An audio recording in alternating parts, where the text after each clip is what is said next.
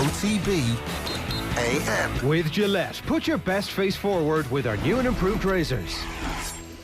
Good morning and welcome to OTB AM on this Friday morning. I hope you're well wherever it is you are. Eoin, how are you keeping? Good, Adrian. What's the crack? All good. Your sweaty palms, or how are you feeling? Are you like trying to get me to rap some Eminem here? Like palms sweaty for which now? For the football semi-finals. Oof.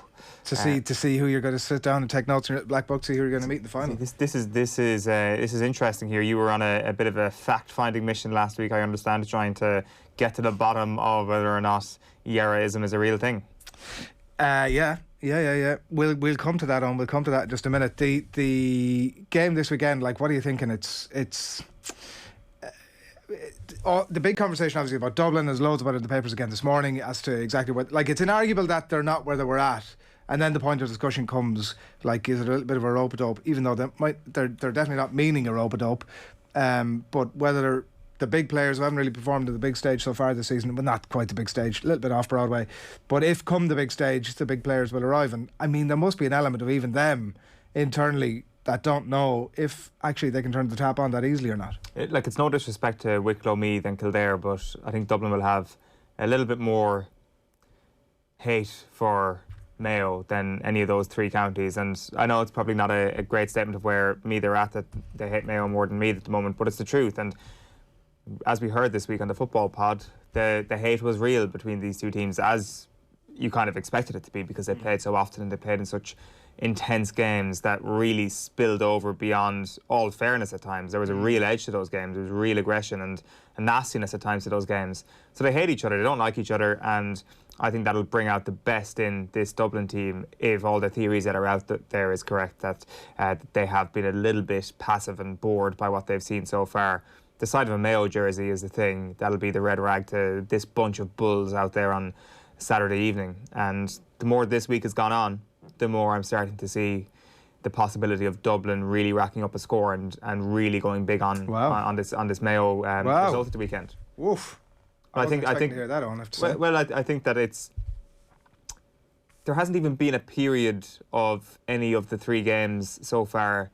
Maybe there was a bit before half-time against Meath where Dublin actually show up and do that thing where they can sweep you aside for a few minutes at a time, and then that's sort of the game done. They haven't even really done that in a scary manner too much during the Leinster Championship, and they do it in almost every game. Is your prediction of the you say, I mean, I don't know what you're saying here. What's your... I think we're going to see the real Dublin tomorrow evening. And what does that mean? 10 points? I think 10 points is a possibility. Wow. And I think that's the replication of 2019, where Mayo were weaker in 2019, I think, than they are this year. I think they're in a better place, but Dublin were in a better place in 2019 than they are this year. So maybe you would start to say that actually this doesn't... that should really narrow in the margins quite a bit. But what was your prediction before Oisin Mullen was out? I'm not sure. Like Tommy's just saying here, we are eating up Quick-Picks content here, and we this is something we're getting into a little bit later on. My point, and we will come back to it later on. It's a long show. We'll double back. We'll circle back on ourselves. Mayo are a bit like Lord Varys, aren't they? Like, let's face it. And particularly, I was thinking this in the context of Oisin Mullen being out and Cillian O'Connor being out, for the very obvious reason that okay. You know. And then I actually sort of thought the Lord Varys comparisons don't really end there, because they are that player that tends to be around the throne quite a bit and not actually really ever threaten that much to sit on the throne. And so I think that the comparison is fair. It's a brutal comparison.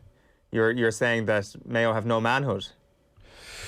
No, I'm saying that, like, Lord Varys is one of the main characters in Game of Thrones and is always there or thereabouts when the action is going down. So I'm saying that, like, there's a real bite about Lord Varys, but actually when it comes to getting the job done, you know, it ain't ever going to happen. Okay, interesting. I can see the point you're trying to make about Mayo for sure, that they'll always be at the dance. But they always gone home alone. Yeah. Like I think that's going to change eventually. Like there will come a day in the next few years when they will not be going home alone. They will be going home with Sam. They should have been not going home alone this year. Is actually the point. I was really trying to compliment Mayo, and I appreciate now why that's not going off like I intended. But they really should have been going home with somebody this weekend. Is the thing, because I think if Oisin Mullen and Killian O'Connor was there, I'd be giving them a real shake of winning this game. As ludicrous as that is, given everything we've seen over the last 7 or 8 or 10 years, I do think that Mayo, with both of those players, could probably get the job done. I think that it's going to be difficult without them. We'll see how it plays out. Like, you're going to be, as we've mentioned, out with your notebook going, taking notes about the weekend, or about the weekend to follow, or the 2 weekends to follow, or God knows when to follow. But with Mayo struggling with those couple of players obviously out, Tyrone having their own issues, it does feel like as if everything is kind of on Kerry, right? Like the 31 counties and beyond are wishing you well. Not a chance. I have you not listened to anybody speak about Kerry when Kerry are successful? That's not the case whatsoever. It is just that there are more people within the 31 counties that perhaps have a dislike for Dublin at this point than they do for Kerry. It's nothing to do with having a grow for Kerry whatsoever. They are not a loved team elsewhere in the country. I don't know where. No, but they're popular by default. By default, yeah, fair enough. But I'm actually even amongst a lot of dubs, like. Yeah, I'm not sure. I'm actually not sure. I'd be interested to do a straw poll if it is a Kerry Dublin final to see who's actually supporting who. I think there is this sense out there, which I obviously totally disagree with, that Kerry will be insufferable if they win, or that people just can't really handle their return to the top, and they would actually just take Dublin winning. And the same actually kind of goes for Mayo as well. I think there's a lot of people out there who would rather see Dublin win again than to see Mayo win in All-Ireland. And I would say of the 4 counties left in it, by default, Tyrone are probably the most popular of the 4 counties. No, go out of that. No? No. Okay. It's Kerry. I mean, as a neutral, I'm going fair. I'm going Kerry, and I'm all into that. And like, I would say as well that sort of on foot of the power rankings earlier the week, the entire country was asking if this is reverse Yera, essentially, that we've all been played a little bit here, that the good people of Kerry on had done the old switcheroo, and that, you know, we've found evidence that the hype train is not all that it's cracked up to be. So surely if the good people of your home county, the GAA heartland of Kerry on, were to be believed that they were in fact the best team in the country, then, you know, as you've rightly pointed out in the power rankings this week, then surely the entire county would be festooned in the green and gold, right? Like the placards with Kerry for Sam will be stapled to more lampposts than a Healy Ray election campaign. Yeah. Well, I know or so you would go on. I know for a fact that the county is festooned in green, and I haven't been down there in a few weeks, but I know that my own house down there has the flags up. Well, I mean, you say that, right? But you would think that. We sent an undercover reporter over the last few days to a random and fairly typical Kerry village this week by way of this time-lapse drive-through. Take a look. Here's what we found.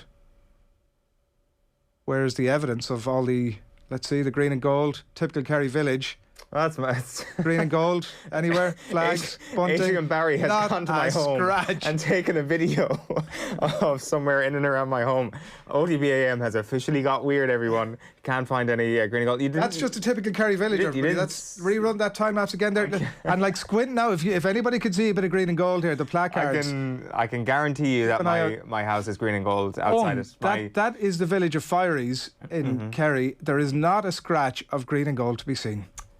Nothing. Not one flag, not a teddy bear, not a placard, nada. You stopped it before you got to my house there, which I don't want to narrow down where I live quite too precisely there for any creeps out there, but you are quite close to it at the end, and I can guarantee you my dad will have the flags out. I was down there a few weeks and the flags are out. Well, the village of Fireys is stone cold, and that's why I believe that the Kerry being top of the power rankings this week is a reverse era. I can't believe you've managed to turn this conversation after 9 minutes of the show into a way where you can be like, hey, I showed up at your house and took a video near your neighbourhood, and we can turn this into a piece of content. Fireys. Did you enjoy your trip to Kerry? Top spot. Was it welcoming? Was it? I had a great time down there, I must say. Hospitable. The people of Kerry are brilliant. You always kind of feel as if you're getting played, don't you? I mean, you don't, but all the rest of us. How did you get paid? It's like being on Las Ramblas in Barcelona. I always just feel as if there's a bit of something. I don't mean they're trying to squeeze money out of you, although. Or pickpocket you. or pickpocket you. But you do feel as if you're getting played a little bit when you're having conversations how about so? GAA down there, that it's everybody's just a bit on tenterhooks, that, you know, don't be giving anybody outside of the county any kind of a sense that there's anything good going on down here. We're just happy to be here. That's all you ever get. And even if you get the opposite, you always just feel as if you're just been played a little bit. That's my point about your power rankings this week. So what do you do? Are you walking around Dingle trying to find friends? Are you swiping on Tinder trying to find people to have conversations with? What do you do? How are these conversations manifesting itself? It's the mythology of Kerry. You meet people when you're down there, obviously, who everybody's got their hand in a bit of GAA down there, and I think that people are cautious about Kerry's prospects for the weeks ahead. But there's no reason to be cautious. Like you said, Kerry are justifiably at this minute. If you freeze the championship right now, Kerry are the best team in it. Like, if you were to pick an all-star team right now, without going into the ins and outs of it, Kerry would definitely have the most players on it. There is this kind of notion out there that the insufferable nature of Kerry comes from them thinking that their county is like mythological or something like that. And I think that that's just not the case. It is people like you who actually propagate that by saying stuff like you did, like saying, oh, everybody's got a hand in the GAA down there and they won't give anything to the outsiders. You've literally gone up to strangers and be like, are you going to do it? What do you think of these power rankings? And they are literally running scared from you. It is people like you that are at fault for this. And I don't know. I'm glad you enjoyed your stay. The power rankings hadn't been published by the time I get out there, unfortunately. So, but I was predicting that, and you'd laid it all out there yourself, that's exactly what's going to happen. Listen, I had a great time down there. It's an unbelievably beautiful county. Just don't talk to people about football when you're down there, and you're going to have a much better time. That's really all I'd have to say about it.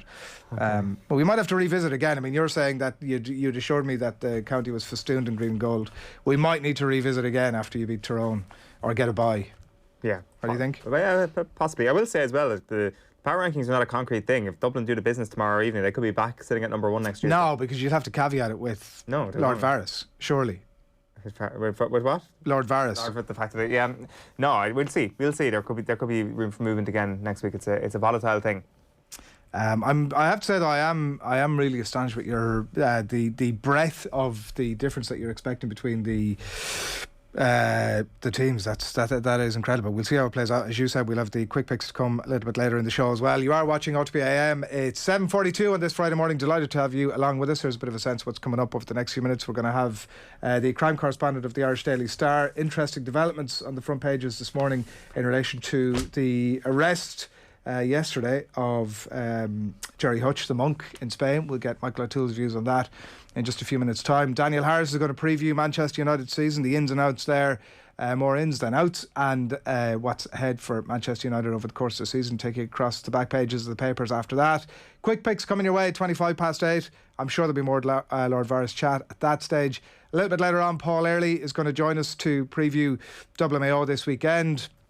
We're going to talk to Caoimhe O'Neill about Liverpool's chances this season. Everybody's writing them off, although I see Eamon Dunphy on the front page of the Star this morning saying that he's picking Poole. We'll get Caoimhe's thoughts on that.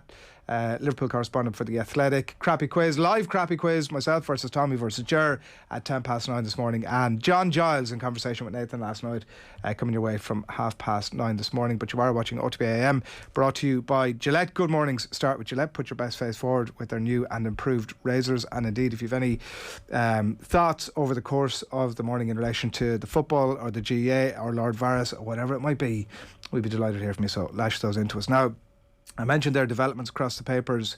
Today reports that Gerry the Monk Hutch has been arrested in Spain after a European arrest warrant, facing a return to Ireland to face, firstly, that extradition hearing will have to happen at the Costa del Sol court. And then if that plays out, he'll be returned to Ireland, and it all relates to the murder of David Byrne in that infamous Regency Hotel weigh-in shooting of 2016. And I mentioned that we'll be joined on the line by the crime correspondent from the Irish Daily Star, Michael O'Toole, who I believe is on the line now. Good morning to you, Michael. Morning. Thanks, Minnie, for taking the call. Interesting developments. Were they expected? How has this come about? I was, coincidentally, yesterday I was looking at my files and going, geez, I have to check what's happening, if there's anything happening with the monk, so what do I know? So, no, it really came out of the blue just before I heard it about 10 to 9 last night. So I think there were panic stations all over Dublin. Look, we were aware that Gardaí were actively looking for Mr. Hutch, but it certainly came out of the blue last night. But there have been a lot of twists and turns in this feud since September 2015, when the monk's nephew Gary Hutch was killed in Estepona, which is about half an hour from Fuengirola, which is quite ironic, I suppose. But this is one of the more sensational twists in the ongoing saga, I'll put it that way. Yeah. So the next stage is this extradition court hearing, the Costa del Sol. Is that all just straightforward formality, or are there complications with that? Oh no, it's far from straightforward. It depends on Mr. Hutch's attitude. He has the right to contest this extradition. So if he does, there has to be a full hearing over in Spain, and that could take up to 6 months. If he doesn't, he could be back in Ireland within a fortnight, but it's very much up to him. But senior investigators I was speaking to last night were of the view that he would probably be a fool if he didn't fight it, because he has a chance, because once he comes over to Ireland, just to explain, it's European arrest warrants issued by the Department of Justice basically in Ireland after the Director of Public Prosecutions ruled that or ordered Gardaí to charge Mr. Hutch with the murder of David Byrne at the Regency in February 2016. So it's not the arrest warrant. It can't be for questioning. You can only be extradited within the European Union for the purpose of charge. So the DPP has already ordered that he be charged here. So when he is brought back, if and when he is brought back, he will be immediately arrested when he gets into probably Dublin Airport, brought to the Special Criminal Court, which is the 3-judge non-jury court, which is dealing with the Regency case, and he'll be charged with murder, and he will probably be put into custody. So it'll be up to him to try and get bail, but that'll be a matter for the judges then. So I think anybody in their right mind would probably try and contest it at the Spanish stage rather than bringing it back to Ireland. So to all intents and purposes, I'd be highly amazed if Mr. Hutch didn't try and fight the extradition while he's in Spain. Was there ever any issues, Michael, between the cooperation between Ireland and the Spanish authorities? I know that it's a bit of a minefield over in Spain with regards to who has jurisdiction over what area of the country and things like that. It seems like the wheels were greased pretty well here and things ran pretty smoothly. Yeah, the Spanish police and the Garda and all European police forces have an international liaison office. There's one in Garda headquarters in Phoenix Park. So, and it's mutual assistance, it's called. So if ever there's a Garda, say in Store Street or Ballymun in this case, which is investigating the Regency, they'll get in contact with mutual assistance, who will talk to international liaison, and then they will talk to their counterparts in whatever police force. So the EU really does, and the Europol and European justice, the wheels of justice do move quite smoothly in Europe now. So there was never any question of any problems. I know that there's the Policía Nacional, Policía Local, and the Guardia Civil over there, but I think in this case it was the Guardia Civil who handled really rural crime. Fuengirola, where he was arrested, would probably be regarded as a rural area. So no, I don't think there are any issues with cooperation at all. The cooperation across all of Europe really is quite good at the minute. Would it have to have been, like, it's 5 years on, obviously, there new developments in the case, or what has led to this? No, there are 4 men currently before the courts. That's a special criminal court, and 1 man, Jonathan Dowdall, is charged with murder, and 3 other men are charged with lesser offences. So the investigation has been ongoing. It's been a very, very significant investigation. We know that the monk's nephew, Patrick Hutch, was previously charged with the murder, but after the sudden death of Detective Superintendent Colin Fox, that case collapsed. That was in 2019. But the Gardaí have been beavering away.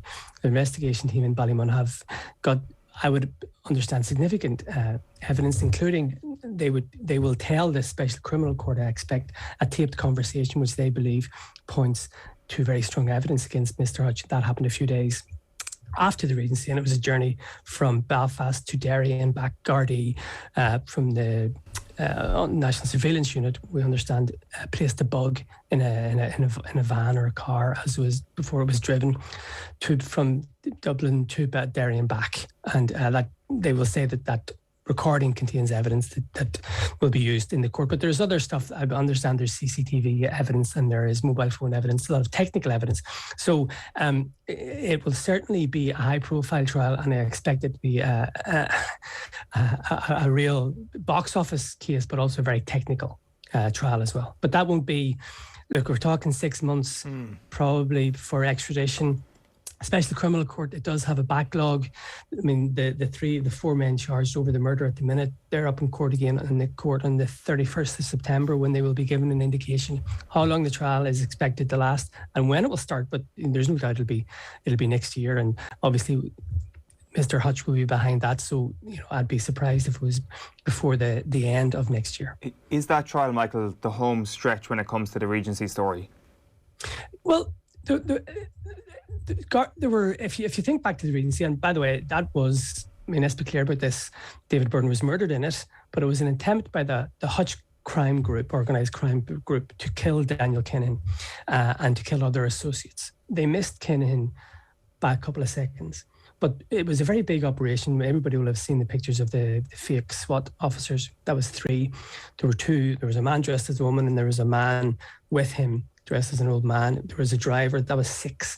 But investigators would believe, and I know the Kinahan cartel believes, that there were 12 people involved in this. So obviously, Gardaí are still trying to catch evidence against various other people who were involved, say the conspiracy and that sort of stuff. So, murder cases are never closed until everybody that investigators believe was involved in it is brought to the courts. It's the guards' job to bring people to the courts. Once that's it, it's out of their hands. It's a jury or it's 3 judges at this stage. But no, I think the investigation has a long way to run. What about outside of the courts then, Michael, the fallout from the Regency? Because you don't need to stray too far from Dublin city centre to find 24-hour Garda surveillance around certain properties. Is that sort of level of security going to drop a little bit? Because there have been reports that Kinahan himself has ordered a scaling down of the revenge killings, so to speak. But whether or not certain operators underneath Kinahan will actually follow those orders, as it were, remains to be seen, I guess. Yeah, I did that story a few weeks ago. It was my understanding that Kinahan, we all know, you guys would know more about the boxing side of it than me, but we all know that Kinahan is involved in the sports washing and he's trying to build himself up as boxing's Mr. Fix-It, I suppose. And the last murder, there are now 18 deaths attributed to the Kinahan-Hutch feud. It was really hectic for around middle to late 2016. It was really, really brutal. But the last murder was in January in 2018. There have been some attempts since then, some plots, but really there haven't been any murders. So we were wondering about this, and our information was that Kinahan is against more murders because he doesn't want the negative publicity. Basically, a murder for him is bad publicity. He has to answer. We know the BBC, for example, did Panorama and that sort of stuff. So, murders are bad news for Kinahan Inc., I suppose. But there are others, particularly associates of David Byrne, who have vowed to hunt down everybody they believe was involved in the murder of David Byrne. So there's a bit of a split and a bit of a division, and it all depends how that plays itself out. But the feud is in abeyance. It could come again at any minute. It all depends. One of David Byrne's associates could just lose the head one day and just order a killing. So it's very much hanging over Dublin. I'll put it that way. It does seem it's very much in the interest of Kinahan at the moment to stay between the lines if he wants to try and hope that time heals his image on the boxing front, because he has been open to certain questions. Even people within boxing have had maybe asked a few questions around February when the Panorama documentary came out. But he will think that is as bad as it can get for him. He will think that if he doesn't stray, as I say, outside the lines too far, he can make a real crack at this sports washing thing. I think it's maybe 2 or 3 times. I know my colleague Kieran Cunningham has been really active about this in the Star, but it's probably maybe 2 or 3 times that Kinahan has tried to reinvent himself and tried to get over it's a massive hurdle, the criminality associated with this gang. I mean, 18 murders in the feud, probably 16 of them were from the Kinahan cartel, but there were other murders the Kinahans have carried out in Spain. I mean, I think of a fellow Doyle was murdered in 2008. There's probably, and there have been other murders in Dublin before the feud. There's probably maybe 25 murders associated with his gang. So, it's a massive hurdle for him to get over. And I think you're right. The less Kinahan is on the front page of the Star and other papers, the better for him. But, we won't let that happen. What's your expectation now, Michael, in terms of the court in Spain and the developments in that? When can we expect details? I think it's inevitable that Mr. Hutch will be extradited. I think it's inevitable he will fight it. We're probably talking, well, it's August now. It could be before the end of the year that he's brought back, but I think he will be brought back. And as I say, he'll be arrested at Dublin, on the tarmac of Dublin Airport, brought straight to the Special Criminal Court and charged. And you're probably talking, he may be in custody. I think he will stay in custody, and that could be for a year. And then it's the evidence, the judges, there's no jury. So it's 3 judges. Some solicitors would argue that that would give the prosecution cause to hope. So, we're all set for a blockbuster trial probably within a year. Yeah, well, people can read more about it this morning and ongoing, I'm sure, in the Irish Daily Star. Michael O'Toole, thanks a million. Cheers. Thanks a lot. We'll keep a track on events and that as it unfolds. Plenty of comments coming into us about all sorts of stuff on YouTube and elsewhere this morning. It is 5 to 8. We've loads coming up, by the way. We've loads of football chat coming. We're going to talk to Caoimhe O'Neill in a little bit from The Athletic about Liverpool. We're going to be talking a bit more. We're going to have our quick picks and get an update exactly on where the table stands. There's been a lot of unscrupulous things going on, to be honest, with the the quick pick table. This campaign to have me shifted off the top of it primarily is what I'm referring to there. We'll get an update on that and get our picks in for the weekend as well, and lots more as well. Somebody in touch on YouTube saying the very mention of the name Healy Ray makes me wish they'd hand Kerry back to the Queen. Same, to be honest. Dara O'Toole, good morning to you, Dara. AB refers to Mayo as the eunuch of Gaelic football, not insulting at all. It was pretty brutal. Like, I know that's not what you're going for, but I think it's get a pretty the analogy. brutal comparison. Don't take it literally. If I was a Mayo person, I would be fuming with Adrian Barry this morning, and I hope that virus comparison gets shared on all the Mayo GAA boards. I hope it's splashed on the front page of the Mayo News. I hope they're still on season 1 down there and the Connacht Telegraph.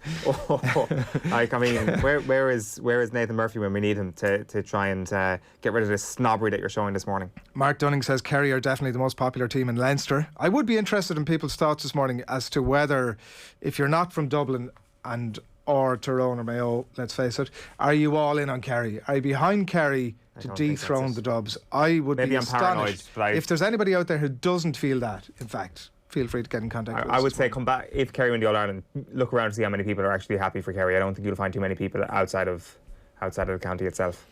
7:57. Good morning to you. Do keep the comments coming in if it's about Kerry, if it's about the football, anything else. We'd love to hear from you this morning. We are going to turn our attention to the return of the Premier League this season. Football writer Daniel Harris joins us on the line. Good morning to you, Daniel.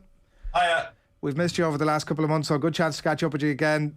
12 points, the difference obviously last season. And when you weigh it up between United and City, specifically, you've Sancho and Varane obviously on one side of that scales, Aguero gone and Grealish in on the other side. It does look like advantage United in that particular race.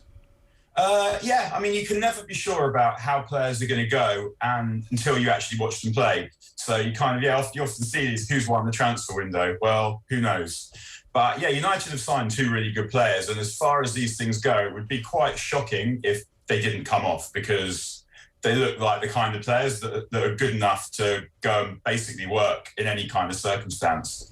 As for City and Grealish, I thought that was kind of a strange one. In that, I mean, a tricksy midfielder. Pep Guardiola's finally found himself the tricksy midfielder that he's been looking for all this time.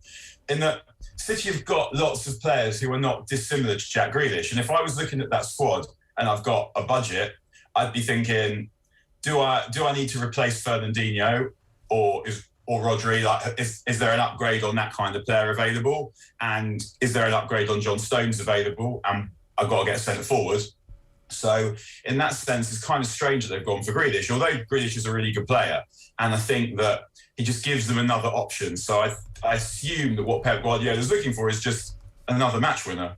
And the more match winners you have, the more matches you win. So I understand it from that perspective. But if I was looking at City's squad or City's team, the hole that I would be looking to address would not be the Jack Grealish shaped one, because I didn't really think that there was one to begin with. I was looking at some of Solskjaer's quotes from during the week, and he was saying that they've a little bit to go to win trophies. We regularly, certainly on this side of the water, tend to look at commentary through the Roy Keane lens, and I imagined that he would be fuming in a comment like that. Now, he's obviously a big advocate of Solskjaer, so potentially not. But that idea of United having a little bit to go to win trophies, surely internally that's not the message that Solskjaer is putting out, or actually that he even believes that.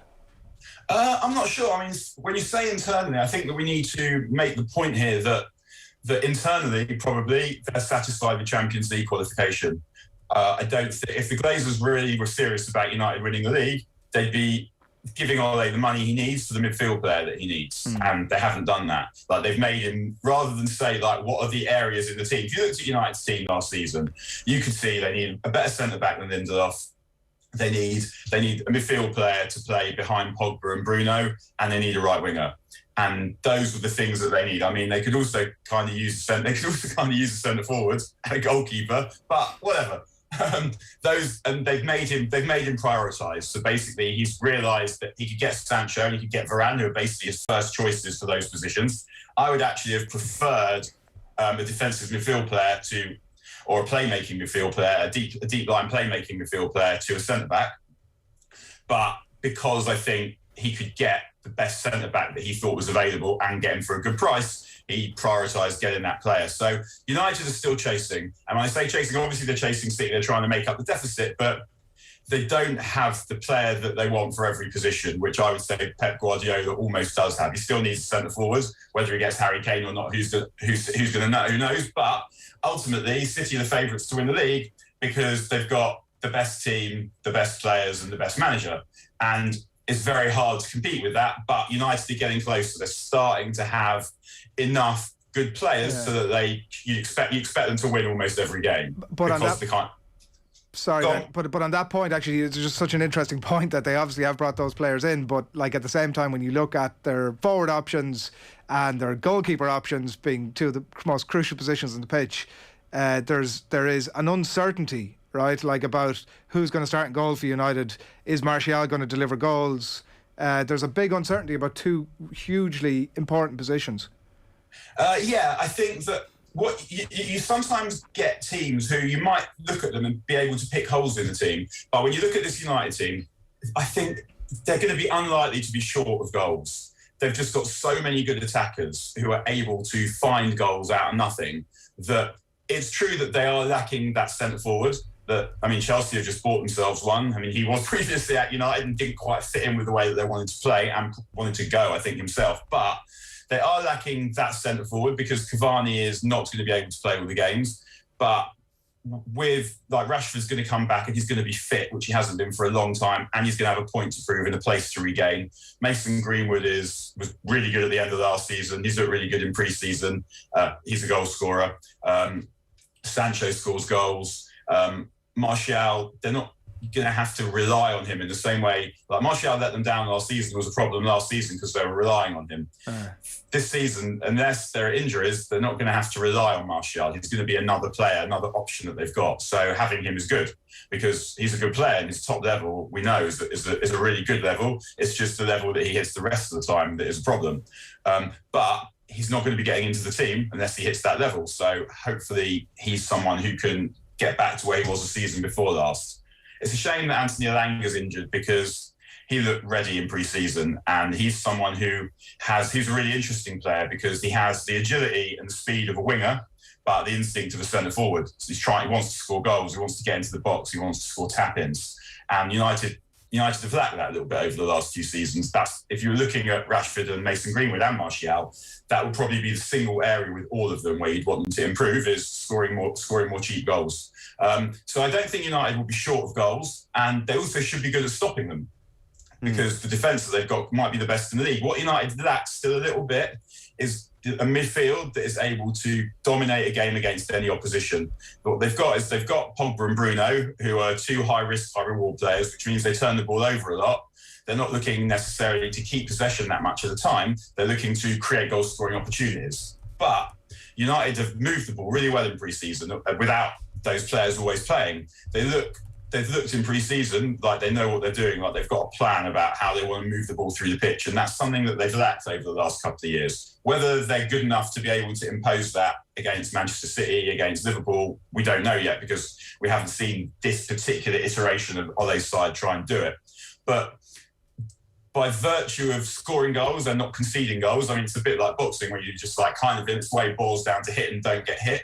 Like they have a good chance of winning a lot of games, but whether they're quite good enough without that kind of playmaking midfield player or chasing midfield player, that's what they're lacking. And that one player would probably give them the opportunity to start building play with more tempo, which is something that they kind of lack. They have the ability to do it sometimes, and they have brilliant attackers that can combine and score against any team out of nothing. But it's just that ability to control the flow of the game is something that they don't have, and I'm not sure they've quite got the players for that yet.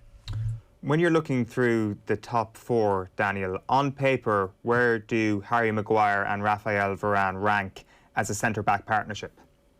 I wouldn't swap them for any of the others. I think we don't know what Virgil van Dijk is going to be like, and obviously we don't know what Ibrahima Konate is going to be like. I think we can assume that Konate is good just because we know that Liverpool are really good at finding the right players. And they looked at it, decided they needed a centre-back, and Konate was the one that they picked out of all the others that were available. Out of Koundé, Konate, what's his name? The Tapsoba, like all of those guys who are kind of the next centre-backs waiting to come through. They decided that Konate was the best one. So I think we could probably presume that Konate is a good player. What Van Dijk's going to be is much harder to say, because coming back from a cruise ship and being good immediately is not something you see that often. I remember when Roy Keane did his cruise ship, took him to about November to get going again, and I've never seen anyone recover from a cruise ship as well as Roy Keane recovered from it, and he was younger than Van Dijk and less reliant on his pace. So I don't know. I don't know what Van Dijk's going to be. I doubt very much that we see the Van Dijk that we saw before the cruise ship for at least the first 3 or 4 months of the season, and we might never see that player again until we do see that. But until we've been able to see what's going on, we don't know how good a partnership him and Konate are going to be. But the thing always with Maguire is that he's been covering a little bit for Lindelof, and neither of them have the pace that enables you to play further up the pitch. So it's not just that Maguire and Varane are good players individually. It's the way that they meld together looks like it should work, because you have Maguire who can go and attack the ball. You have Varane who's going to pick off anything that gets by Maguire in quite a similar way to Vidic and Ferdinand. He's got that recovery pace that Ferdinand had. He's got the physicality, and I think also the difference that he'll make is he's dominant in the air. And Lindelof is not. And we saw the most obvious occasion that springs to mind was the Europa League final against Villarreal, where the goal that United conceded was Lindelof's fault. And Lindelof's one of those players who's sort of risen as far as his athletic ability will take him. And all the improvements that you'd like Lindelof to make, we're forgetting Varane for a second, are improvements he's not really able to make, because he's not going to get any bigger, he's not going to get any faster, he's not going to get any stronger. And so the only way to improve Lindelof is just to get a different player. United have done that, and what that should do is the pace that's now going to be behind Wan-Bissaka should also give him more security to get up the pitch, because when he's playing next to Lindelof as the right centre-back, he knows that Lindelof doesn't have that recovery pace and there's going to be a gap in behind, whereas he doesn't have to do that now. And what I'm also hoping is that Varane is going to have more control over Wan-Bissaka than Lindelof did, because what we see with Wan-Bissaka is he's really good defending one-on-one, but he lacks that awareness at the back post. You see balls go over his head, drop on his head a lot at the back post. And I mean, that is something he should have sorted out himself, but a high-quality partner is also something that should be able to sort that out for him, because he should be someone who's watching him all the time, who's always telling him to look over his shoulder. So hopefully Varane will be able to improve the back four in that regard as well. On the Van Dijk point, Daniel, and his return, which could end up being the signing of the season, and we don't know exactly, like you say, in terms of how he reacts to that, but are we doing Liverpool a disservice? I don't see too many people tipping them up to win the Premier League, like with his return and keeping the players that they have, Wijnaldum notwithstanding. Are we doing them a disservice? Are they not live contenders? I'd be surprised, because I think we saw the best of this Liverpool team now. Not last season or even the season before that, but the season before that. The year that they came second to Man City, I thought was the best iteration of this Liverpool team. Then the following year, obviously they absolutely smashed the league, but I don't think they did it by playing as well as often. They won an absolute stack of games by one goal and things went for them. And I don't think that's going to happen again, because the team are now 2 years older than they were when they were doing that. And it seems unlikely that these players are going to get better now. Like Sadio Mane is not going to get better. He might get towards that level again. But the genius of Jurgen Klopp, I think, is persuading very good players that they could play like world beaters. And they did it for a bit, but I don't think we're going to see them be able to sustain that, because ultimately players who are able to play brilliant seasons over and over again, I think Salah is the only one who's looked capable of doing that over the last 3 seasons. The others are good players, but I don't think they're capable of hitting that level. And Liverpool, when I look at them, I think that team needs refreshing a little bit. Perhaps Curtis Jones will come in, replace Gini Wijnaldum, and be brilliant. Because I mean, Curtis Jones is a really interesting player. Like, he's got that willowy ability to run with the ball in the middle of the pitch, and you don't see that a lot. But being as fit as often as Wijnaldum, before you've even gone into the quality, is a lot to ask. And I don't know if it's going to be him that gets that job, but if it is, filling that gap is a lot to ask. Or it might be Thiago, but he's a very different player to Wijnaldum. Like, it doesn't give them that same dynamism. He has the dynamism in his passing, but Liverpool are a very physical team. And when the players start to get beyond their physical peak, imposing that physical game suddenly becomes much harder. So Liverpool, obviously, like, if Salah and Mane both go and score 70 goals between them, 60, 70 goals between them, Liverpool will have a shot at it. But I look at Liverpool and I see a team that needs refreshing and needs improving, and usually the league is won by teams that are hitting their peak. You do sometimes see it where aging teams are able to dig out one more title, but I think the competition this year is going to be quite stern, and I think that Liverpool aren't as good. Their best might be as good as United's best, as Chelsea's best, as City's best, but I'm not sure that they will be able to impose the same level of consistency, because I think we had a year where a more sensible points tally won the league. It looks to me like it's going to be a season where you're going to need beyond 85 points to win the league this season. And I don't think Liverpool are going to be able to get that. And that competition becomes more stern if and when Harry Kane does go to the Etihad. How do you see this playing out, Daniel, in terms of this weekend, first off, as a Tottenham player, and beyond that, when he inevitably becomes a not Tottenham player? We don't know that the deal will be done yet. If it is done, obviously it improves City. Like, if you look at them, where they've got their weaknesses as centre forward, they got away with it last season because they were so good in so many other areas. But if you suddenly put Harry Kane in there, it doesn't necessarily mean he's going to score as many goals. But I think that he will fit quite well with the way City play, because the new Harry Kane wants to drop off and he'll have pace and goal scorers outside him. And I think that he'll make it even harder to get the ball off City, because when Pep Guardiola's Barcelona team, obviously the hardest team in history to beat and to get the ball off, one of the reasons they're able to do that is because a lot of the time they have Messi at centre forward, and it's just like having another player in midfield. And Sergio Aguero didn't give them that. He gave them a lot of other things, but he's someone who just wants to get the ball, get it at his feet, bang, goal. Kane is able to do that as well. Like, his finishing from kind of 15 to 22 yards is as good as almost anyone I've ever seen. And what's so good about Kane is he does shoot really early, which is a similarity with Aguero. Aguero used to have that shot that he basically put out from around the side of his arse, and before the goalkeeper is set, goal. Kane is slightly different. Like, it's a bit slightly more technical, measured affair with Kane, but he has that same ability to do that, to get shots away early and to get them away early when you don't expect him to, even though you know he's going to. But what Kane also gives is he gives them another playmaker, and that means that players can run past him, and I think that he would be a really good fit for the way City play. I mean, what a ridiculous sentence that is. Of course, Harry Kane's going to be a good fit for City if they're able to get him.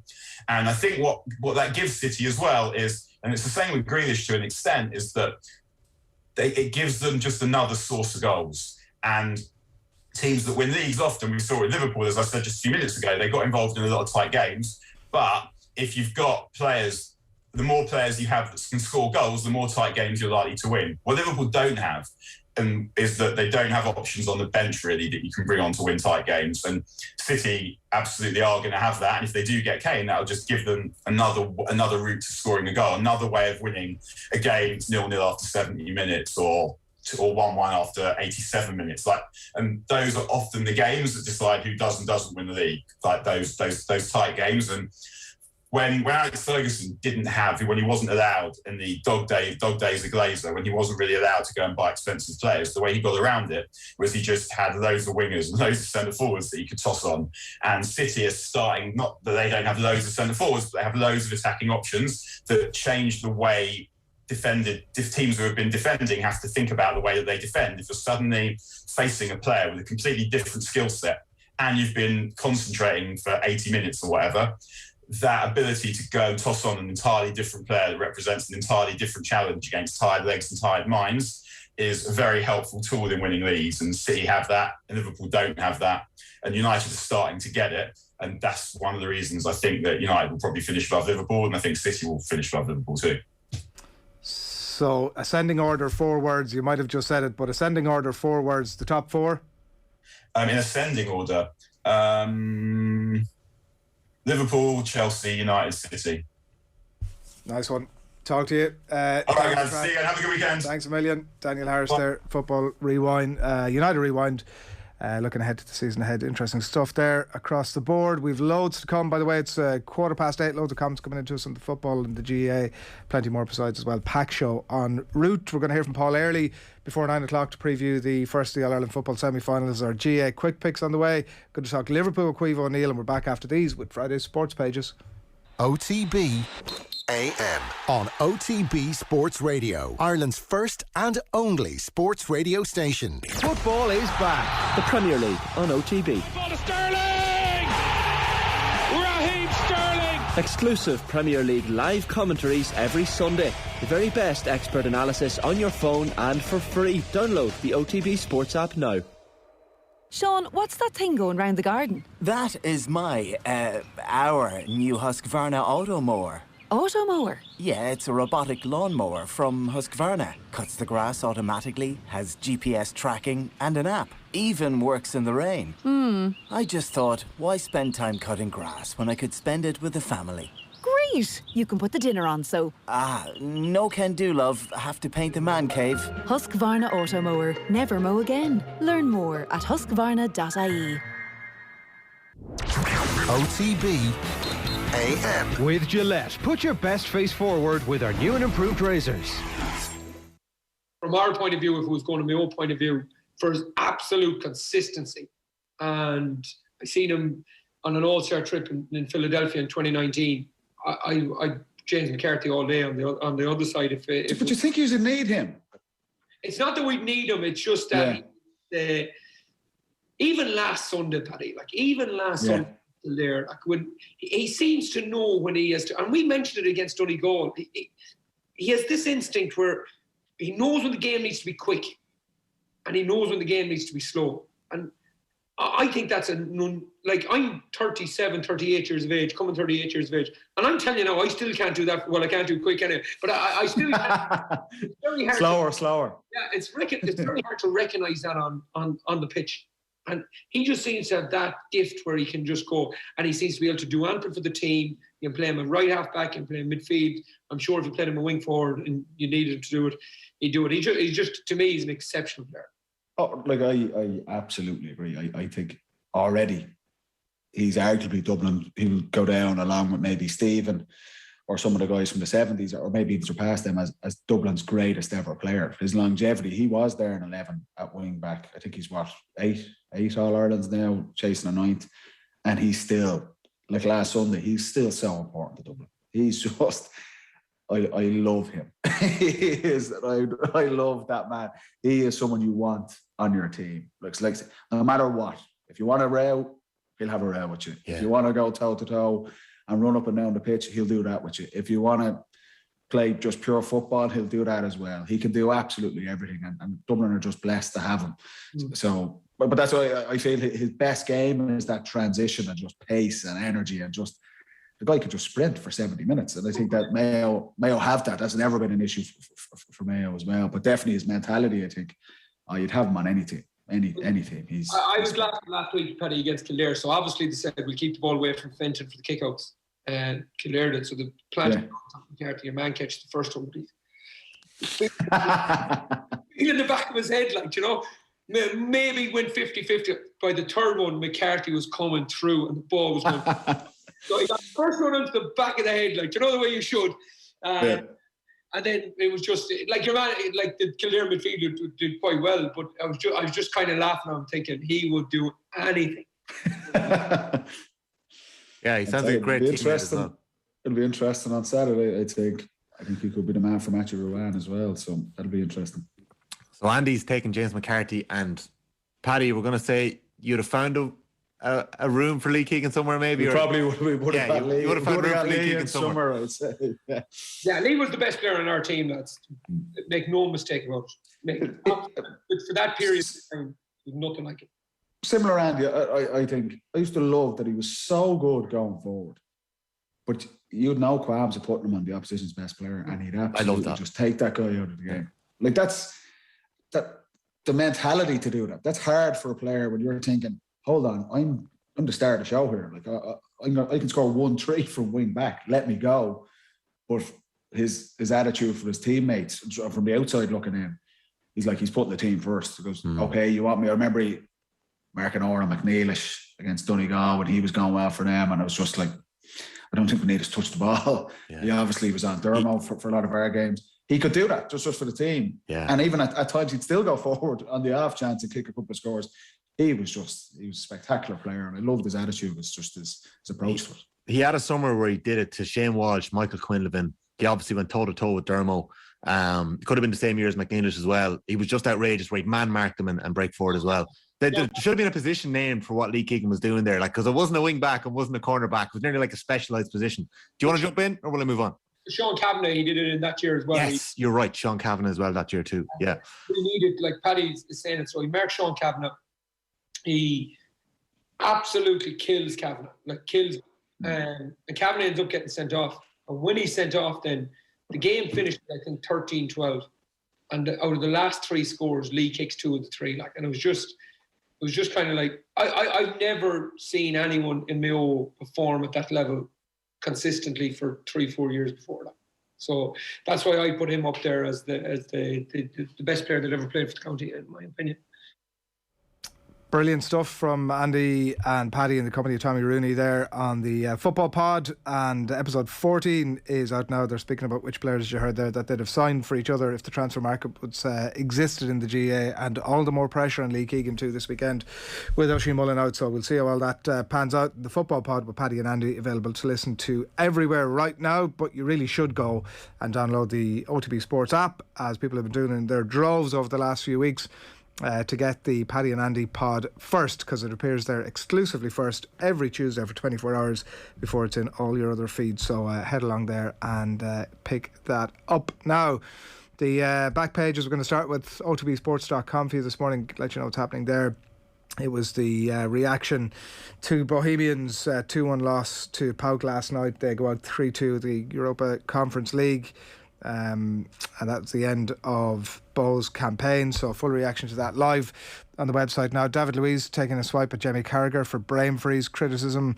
Also some John Giles from the show last night. Some Republic of Ireland stuff up there with Obafemi and the British sprinter, which appears in a lot of the back pages today, who's been suspended for doping post Tokyo 2020. So that's all up on otbsports.com for you this morning, and indeed available on the app as well. We'll let you know what's happening across the back pages in just a moment, but a recap on what's on a lot of the front pages this morning.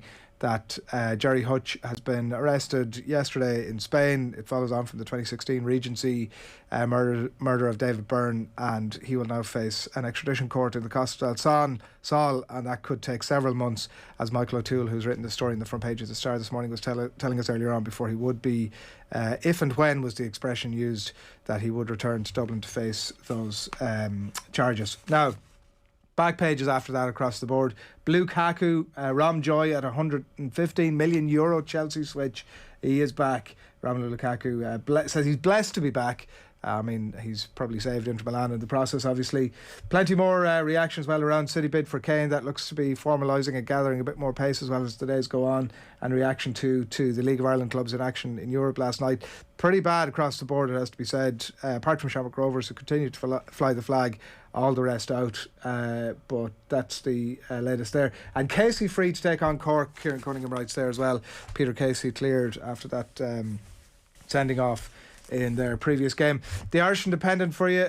More details on that there from Frank Roach. Limerick Star earns reprieve to face Cork following County Board's push for a hearing, so he's back in the mix for that. Rory of the Rovers hoops near €3 million bonanza. Shamrock Rovers inside of the €3 million payday in the group stages of the Europa Conference League. That is inside the Independent this morning. And Sligo should have made more noise like Tyrone. This was the Sligo footballer Neil Ewing suggesting that the Sligo situation is comparable to what's happening with Tyrone at the minute, which I think, Eoin, is a tad unfair. I mean, I get that there are comparisons. I also get that it was 12 months ago, and I get that even up to this year we're all still trying to figure out exactly how to cope with this thing. And you can definitely look at it that they're a smaller team. It was earlier in the championship and they were paying a lesser price, a bigger price I should say, than Tyrone looked to be paying for this, but it's hindsight and it's not quite 12 months ago, but it was a long time ago where we were all still getting used to this thing.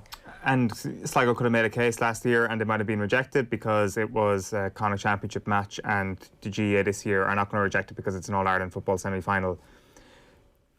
Like, I mean, that literally could have been the case. Yes, they didn't really kick up a big fuss about it, Sligo, at the time. They kind of accepted it.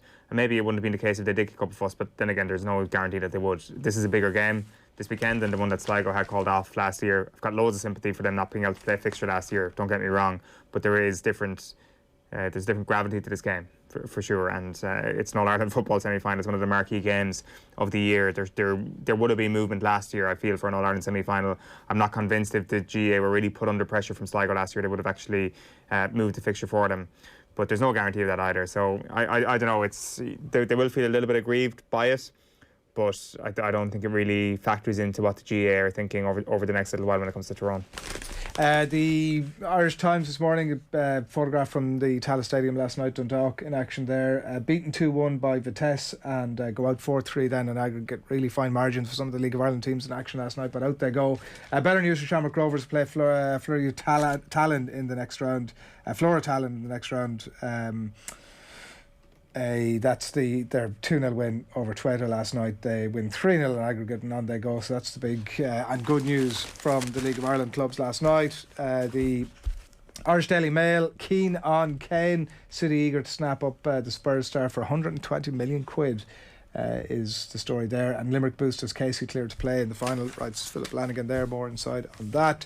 Kieran Whelan's thoughts on the unfolding All-Ireland Football Championship. I was looking for the Kerry dig this morning. I was going through it. It must be in there somewhere, but no sign of it. It's all about Mayo and the impact really of the loss of a couple of key players that will have on them, and the fact that the big Dublin players who have been a little bit misfiring up to this point, it can't go on, really, is the point. He's probably right, isn't he? Like, that's, reading too much into what's happened up to this point, and even given that they're probably not turning it on and off at their pleasure, it's going to come right this weekend, isn't it? Like, here's the thing, at the very start of the year, Dublin will know that they didn't have a meaningful game until the 14th of August. So they're the only county who could have said that. Like, Tyrone had a meaningful game every week going through Ulster. They had more meaningful games even in the league, given the fact that they were in the north. Mayo, every game in the league was meaningful for them because they needed to get promoted. And then they have the Connacht Championship where there was no guarantee that they were definitely going to beat Galway. They had to be up for that game. Kerry had a revenge mission on their hands against Cork. I think next year, as it's shown, Kerry are probably guaranteed to win Munster next year, potentially. But they had a revenge mission. They had earlier dates than this. Dublin had the latest date of all those teams for which they needed to be up for, and that date is tomorrow. So everything that the Dubs have been doing all year is focused on tomorrow. This is where their season begins. It's bizarre to say it, but it is, in fairness, a condensed championship. So, as I say, as we said at the top of the show, the more this week has gone on, it's kind of like the weird hope you get before an All-Ireland football final if you're underdogs, like where you start to believe that your team might actually win. The more this week has gone on, the more my opinion has changed a little bit on what Mayo are going to do to Dublin tomorrow, where it's gone from them actually having a real chance to me thinking, I don't know, I think 14th of August is the day Dessie Farrell had in his calendar, and I think that Dublin show up when they have a date in their calendar. All right, well, we'll see how all that unfolds. That's the Hurl feed this morning. Kieran Williams' thoughts inside, and Johnny McGee also saying that he feels Dublin are peaking at the right time.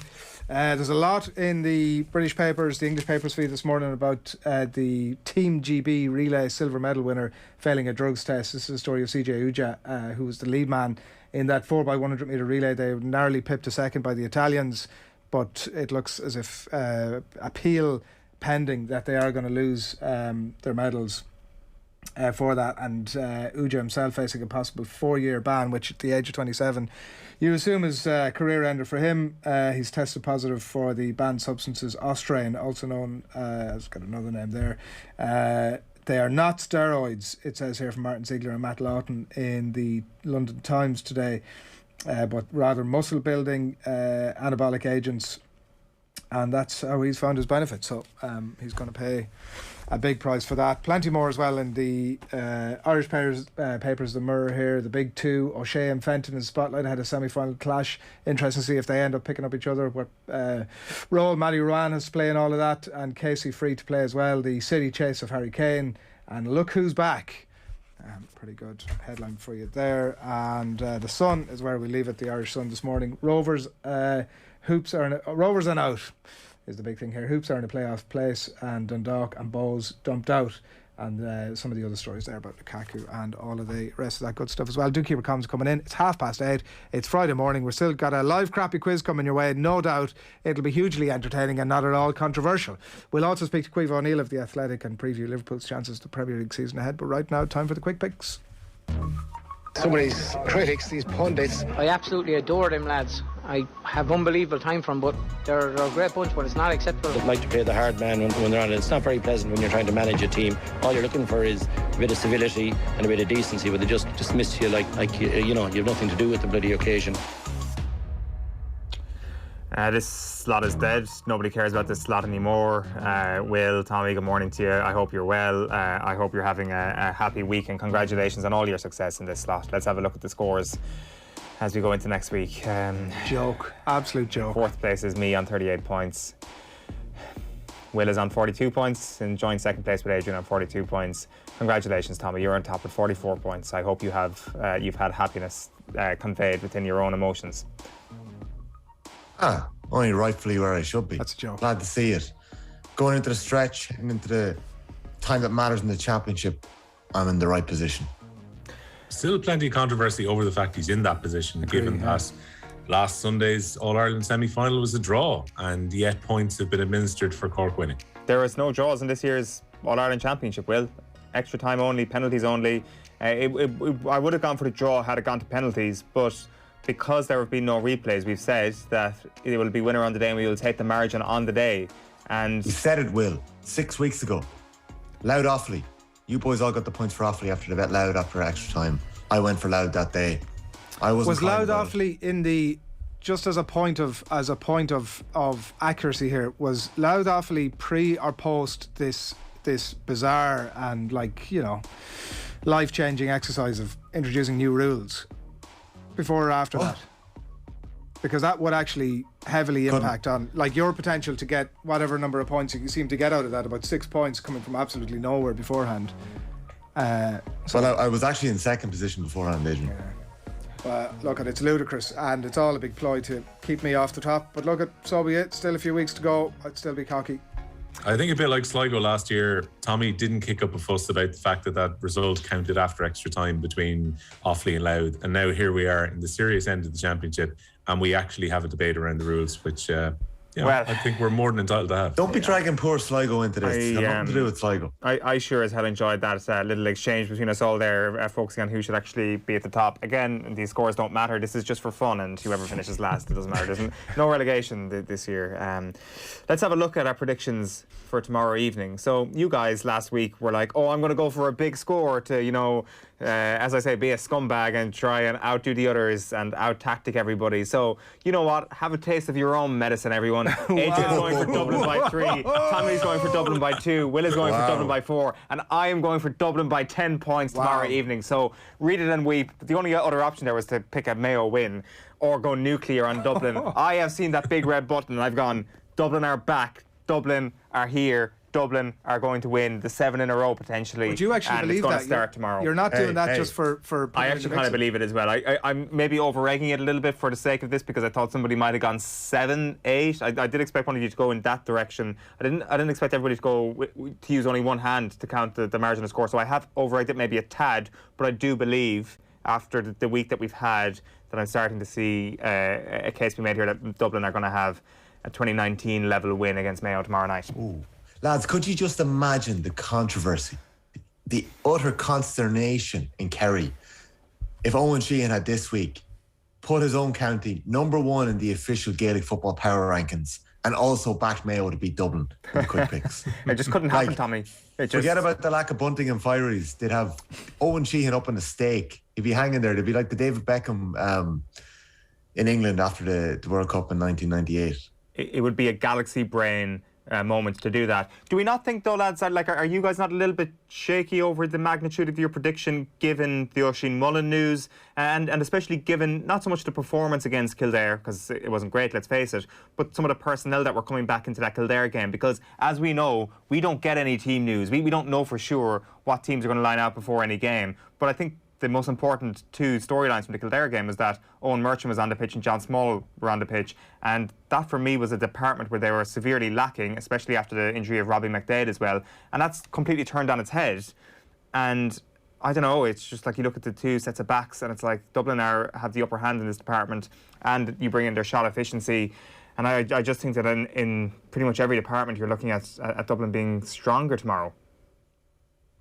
Yeah, Dublin go for are a bit like waiting for Godot here, lads. You're kind of waiting for that performance to actually happen, but it feels inevitable that it will at some point while we're sitting here waiting for it. I mean, I remember chatting to Paddy Andrews after the game a couple of weeks ago against Kildare. He says he wasn't particularly concerned, that he felt that when Dublin got to the All-Ireland series, at that stage you were going to see a team bring the best out of them. And Mayo are almost the perfect opposition given the rivalry that the sides have had over the last 8 years or so. And I am not quite expecting it to click to 10 points. I think Owen Sheahan may well be on the back door of James Horne's dressing room going into this weekend because of his prediction. But I think it could be a comfortable Dublin 3 or 4 point victory this weekend. Like, I think if Dublin need to go to a different gear, like with the semi-final a couple of years ago, Dublin can find that. And the Oisin Mullen injury takes away even more hope that you would have had for Mayo.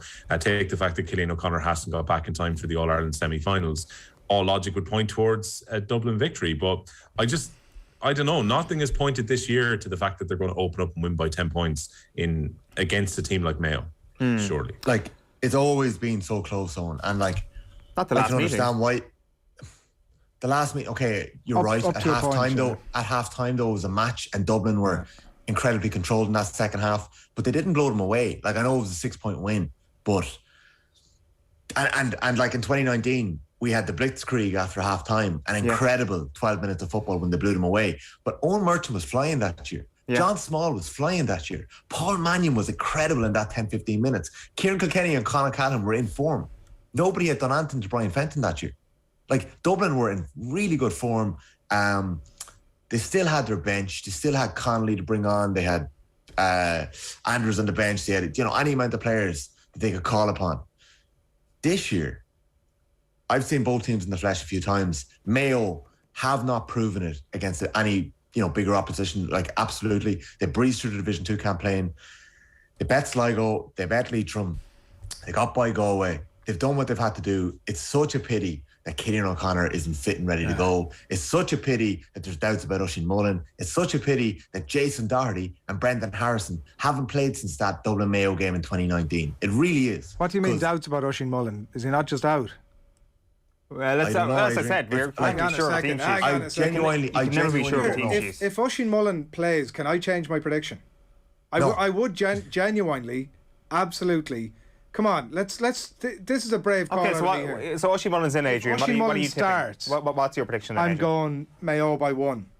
So he's what did he pick? 2, 3? I'm happy to allow this to happen, by the way. 3. If Oisin Mullen plays, we can flip I don't know if I am, because I was thinking of switching myself. Oisin Mullen's worth 4 points against Dublin. Yeah. He probably is. Easily. He probably is. Yeah. Like, honestly, when you talk about the Dublin defence, it's horrible to have to come back. It's actually, like I was talking about Lord Varys earlier on, it's actually, in some ways, it's so disheartening to have to bring this conversation back to a couple of players that are out. Like, you'd love to be talking about, like, getting into the meat and drink, like Tommy was saying, if Cillian was fit and Oisin Mullen was fit, all those margins would have been squeezed. And honestly, I'd be out the other side. If Cillian was playing, I'd definitely be calling for Mayo, just on the basis of what we've seen from Dublin so far. Look, like, you're right, obviously, it's Dublin and all the evidence is there, and there's a slight ludicrousness to what I'm saying, but I would definitely be pumping for them in a big way. But if he starts, if everybody's agreeable to that, if he starts, I'll go Mayo by 1. I don't know. I'm not agreeable. I'm not agreeable to that. I've been happy enough for a 4-point swing and one player being fit. No, but if it's nonsense, right? You should agree to it. Just pick your prediction. Like, stick with your prediction, Adrian. I don't know. I want to clarify something here. My prediction is based on what I feel Dublin might do. And like, Adrian, you're talking about all available evidence and all that. I'm not picking this on evidence at all, which is this is not a rational decision. I'll completely accept that, because if we were picking based on evidence, Dublin are not 10 points better than Mayo based on evidence. But I actually think, Tommy, what you said is actually a really interesting one, that even on last year's All-Ireland final, the evidence was that Dublin were way better than Mayo, and as you say, it was a relatively slender margin compared to the performance. And maybe even in 2019 it was the other way around, that the performance over the 70 minutes maybe wasn't 10 points ahead of Mayo, and yet it was a 10-point win because of that one quarter where they were absolutely sensational. And I think we might actually be leaning more towards that, because my prediction is based on what Con has shown in the past, what Fenton has shown in the past, what Kilkenny has shown in the past. And that, for me, is a rational enough argument to suggest that they can explode, and they surely have to explode. These guys are not over the hill. Like, if they were in their mid-30s, maybe we could be saying something, but they're not over the hill. I just can't get my head around why they haven't been playing so well. And I am concluding that the reason why they haven't been playing so well is that they are about to explode. It's just going to happen, that it is just a dormant team. Or it's something bigger than that, and there's been a little bit of unrest, and we've all heard the whispers about this guy's not getting on with this guy, and maybe they're not all pulling together. And if that's the case, then suddenly it's something bigger. And Mayo have still, even with the lads out, still have a big chance this weekend. Maybe, and maybe that's it. Like if it's Dublin that played Meath, who wins that game? If it was Dublin, what do you mean? Mayo played Meath. The Dublin team that played Meath turn up tomorrow. Who wins? See, that's a complicated question. And like, Tommy, if that happens, right? We 100% know that Mayo aren't just going to match Dublin in terms of bravery and physically for just one quarter. They're not going to be rattled by them. So if that was to happen, if the same Dublin who turned up against, the Dublin against Meath was very good in the first quarter. Like there was about 10 minutes there where they were really, really impressive starting the second quarter. But if that Dublin team's second half performance turns up, and Tommy Conroy and Ryan O'Donoghue, like Ryan O'Donoghue had a great All-Ireland final last year, if the two of them can back it up, it's just so important that they back it up. Like if Tommy Conroy comes to life this weekend, lads, if he roasts Johnny Cooper, like if or even Mick Fitzsimons, like, because I think he can. I really think he can if he gets a run on them. Tommy Conroy goes for goal. Like that's what Mayo need this weekend. I am not agreeable to Adrian taking and covering himself by going Mayo -1 of Oisin Mullen. I'm not covering myself. It's a risky move. Oisin Mullen will start. It's a more risky move. I think Oisin Mullen will start. I actually do. Right. So I'm not agreeable to that. Not in any way. Why do you think that, I do Tommy? think that there's a serious chance. Why do I think that? Yeah. Just from watching back games over the last couple of, I've been watching back a lot of games from that decade, and there always seems to be some bloody rumour the week of a match. There really does. And I wouldn't blame Mayo if they just put this out in the pipeline. And Mullen, Mullen, maybe something pull up. Listen, the week of championship, clubs around the country, lads are pulling up all the time. It always happens, and everyone at training goes, "We're going to be missing this fella on Sunday." But you never know. You really never know. With a bit of adrenaline, wrap it up, get a good rub. Hopefully, Oisin Mullen's good to go. You should be encouraging me to take that Mayo. If you're also going on about Dublin, you should be encouraging me to take Mayo. Because I'm going -2. At that point, Tommy, that's you home and hosed. Why? What do you mean? Done. If I'm wrong and you're saying I am wrong, given your prediction, then then that's you done. I don't care. Will isn't going to challenge you at the end of the day. Let's face it, his race is run. It's me and you, baby. Quick-Picks. You should be encouraging me to take this on. Tommy, so who do we expect to play in place of Oisin Mullen tomorrow evening then? Like, is it someone like Rory Brickenden? Yeah, Brickenden or Hession probably the first man in. And Hession's very impressive as an under-20. He played well. He did nothing wrong in the games that he started, but I would obviously say that, as much as Dublin's lost a lot of medals in that Ireland dressing room, Mayo have lost a hell of a lot of experience in the last 18 months as well. So there's a lot of young lads on that pitch. Like if you remember 2019, Matthew Ruan was only a kid that year. Like he's a leader now. He's a man now. He's leading the way. Here's what happens, Tommy. One of those guys comes in, but they go in as a corner back, right? And then Lee Keegan is at 6. And they just turned this Oisin Mullen situation into a positive. And Lee Keegan is running the other way all day, rather than. But like maybe that was always the plan. Maybe after 2019 they've been burned so much by the Keegan on Conor O'Callaghan situation that they were like, we're never going to play him as a fullback ever again. But maybe this injury just gives them the kick to say, okay, Keegan all of a sudden has double importance tomorrow evening, and all the history that he's got of playing brilliant games against Dublin actually comes to fruition. And I know this kind of flies in the face of what I'm predicting, but there's a silver lining there potentially. On that as well, I'd love to see Paddy Durcan going the other way as well. I think Paddy Durcan can have an unbelievable impact in that game. In the middle of the blitzkrieg, Paddy Durcan had 2 shots, right, when Dublin absolutely annihilated them. Cluxton somehow clawed a ball down from over the crossbar, nearly was a goal, and nearly fell to Jim O'Connor, and Durcan dropped another ball short. Like, Paddy Durcan can have an unbelievable influence on Mayo going forward. He can make them click, and I really hope his whole game isn't stuck to Kieran Kilkenny, because he had a great first half last year and he went off injured in the All-Ireland final, and Plunkett coming on for him made a big difference. Dublin had that black card. So fine lines, lads, and that's why I'm going with Dublin by 2. It's hurting me not to back Mayo here, but I'm going Dublin by 2. Right, okay. Will, final word to you actually on this game, but then also just your quick prediction on the real game this weekend, Offaly, Roscommon. Yeah, I mean, talk about expectation building in an area. I've never, since probably the mid-90s, known as much excitement in Offaly about an All-Ireland final, given the way that this team have played so far. And that's one of the most concerning things going into that game against Roscommon on Sunday, is just the weight of expectation. I'm hoping that the players have been staying away from social media throughout the week, and that Declan Kelly, their manager, has been keeping them away from the hype, because it seems the fact that they beat Dublin as comprehensively as they did in the Leinster final, and the performance they put in against Cork in the semi-final, has installed them as favourites going into the game. And look, they played some really good football, but if anyone sat down, I'm sure they've been doing their own research ahead of the game too, and watched Roscommon's victory against Down last Sunday. Roscommon are a team who've put in good form 1 week out from the game, so it's a very novel final for both teams, and it's great for Offaly and Roscommon to have been able to get the lion's share of 24,000 tickets because of what happened with Tyrone's COVID-19 situation. So there's going to be plenty of colour going into that game. It seems, despite Ticketmaster doing everything possible to stop people from getting their hands on tickets when they went on sale on Wednesday morning, eventually everyone got sorted out and tickets have been swapped around and so on. So really looking forward to it. I think Offaly are going to win based on what they've done so far, but I wouldn't be as confident, I think, as some people are predicting outside the county based on 2 matches that they watched in TG Carr earlier this year. And yeah, I think hipster comment right there. well, look, no. I love TG Carr, and I love the fact that all the games are shown. Let's just be very clear on this.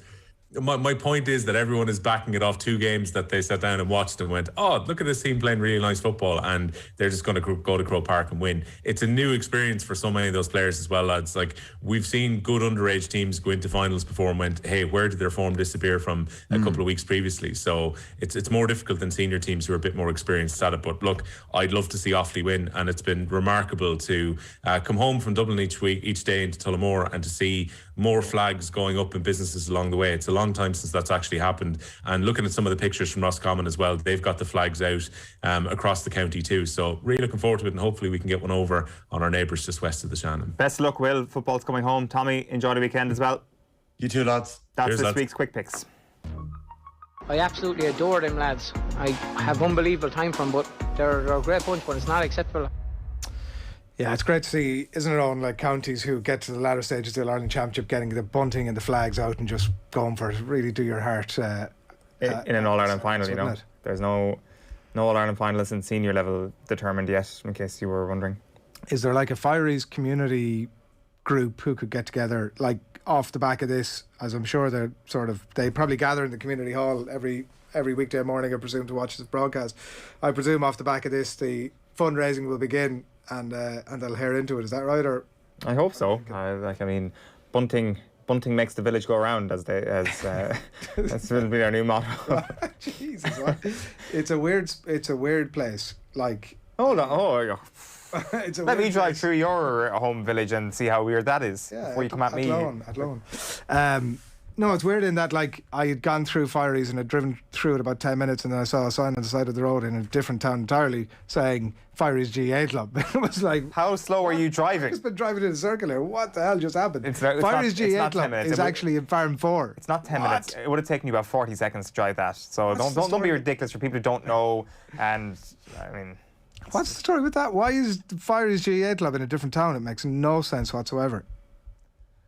What a niche sort of debate. I'd say it's the case in a lot of parishes up and down the country. It's just the one parish. That's it. And why didn't they call it Farm 4 GAA Club? Because it's in Fireys parish. It's a different townland within one parish. You know, you're the big dogs. You're the power players. Is that what you're saying? Yeah, I guess so. I guess so. I guess you could say that. This is not a political argument. It's not even a political argument anywhere, to be honest with you. And you're bringing it to OTB AM this morning. The Fires Community Hall now has erupted, like one of those scenes that we saw during the Olympics where they were all getting talked about. It was amazing. OTB AM brought to you by Gillette. Good morning. Start with Gillette. Put your best face forward with their new and improved razors. Do keep your comments coming into us. Plenty on the football as well, including Brandon Pang. Good morning to you on YouTube. Liverpool strives from being the underdog, and Klopp loves being the underdog.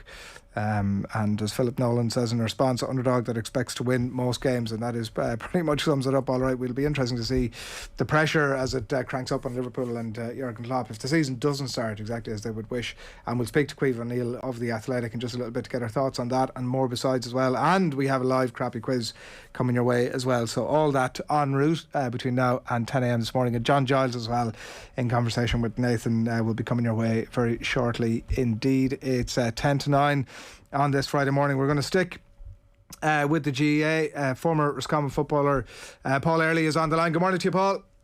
Morning, Adrian. How are you? Good, thanks million for joining us, and we'll talk to you in just a few minutes about the reason that you're here in relation to the All-Ireland cycle 2021, 12 years in the running. We'll give people all the good detail on that and how to get involved in just a few moments' time, but I do want to keep the ball rolling because we've just been chatting about the Under-20 Championship as well. What's your expectations of that this weekend? Oh, look, isn't it fantastic to have Roscommon and Offaly involved, a novel pairing. Look, it's a 50-50 game, as a lot of the under-20 games have been this year, close contests right across the board. I'm guessing that any one of our 2 of 10 maybe teams could have got to the final. So it's very much a 50-50 game. Offaly, I saw them play a few weeks ago and they look fantastic. Roscommon, obviously, the last 10 minutes against Down, we're played some great football. Obviously Down we're very fancied, so it's really a 50-50 game, but it is just so good to have Roscommon and Offaly involved. Obviously we're used to seeing the big teams, the Dublins, Kerrys, Tyrone's involved at this level, so hope for the smaller counties in the future, Adrian. Exactly, and hopefully it translates down the track as well. We should see about that. Any case for Mayo this weekend, Paul, particularly? I mean, maybe Oisin Mullen is in, maybe he's out, but any case for Mayo? I still think Dublin are favourites. A lot has been spoken about their form probably in the last few weeks. They still kicked 20 scores against Kildare, who were defensive. Obviously, put up a defensive kind of shield in the Leinster final. 20 scores without Con O'Callaghan performing to his max. So that's a pretty good return. I think, we always see Dublin get better as the championship progresses. I've always felt as well that, again, as the championship progresses, Mayo will feel the loss of Cillian O'Connor a lot more, obviously, as they get up against the better sides. The biggest challenge for Mayo, as it has been in the big games against Dublin over the last number of years, is the second half return from their forwards. It's been poor against Dublin in particular. I think in the final last year, I'm not even sure if they scored from play in the forward line in the second half. I don't think they did. Previous big finals, the same thing. The return was poor. And again, I think, that's where they'll feel the loss of Cillian O'Connor a bit more.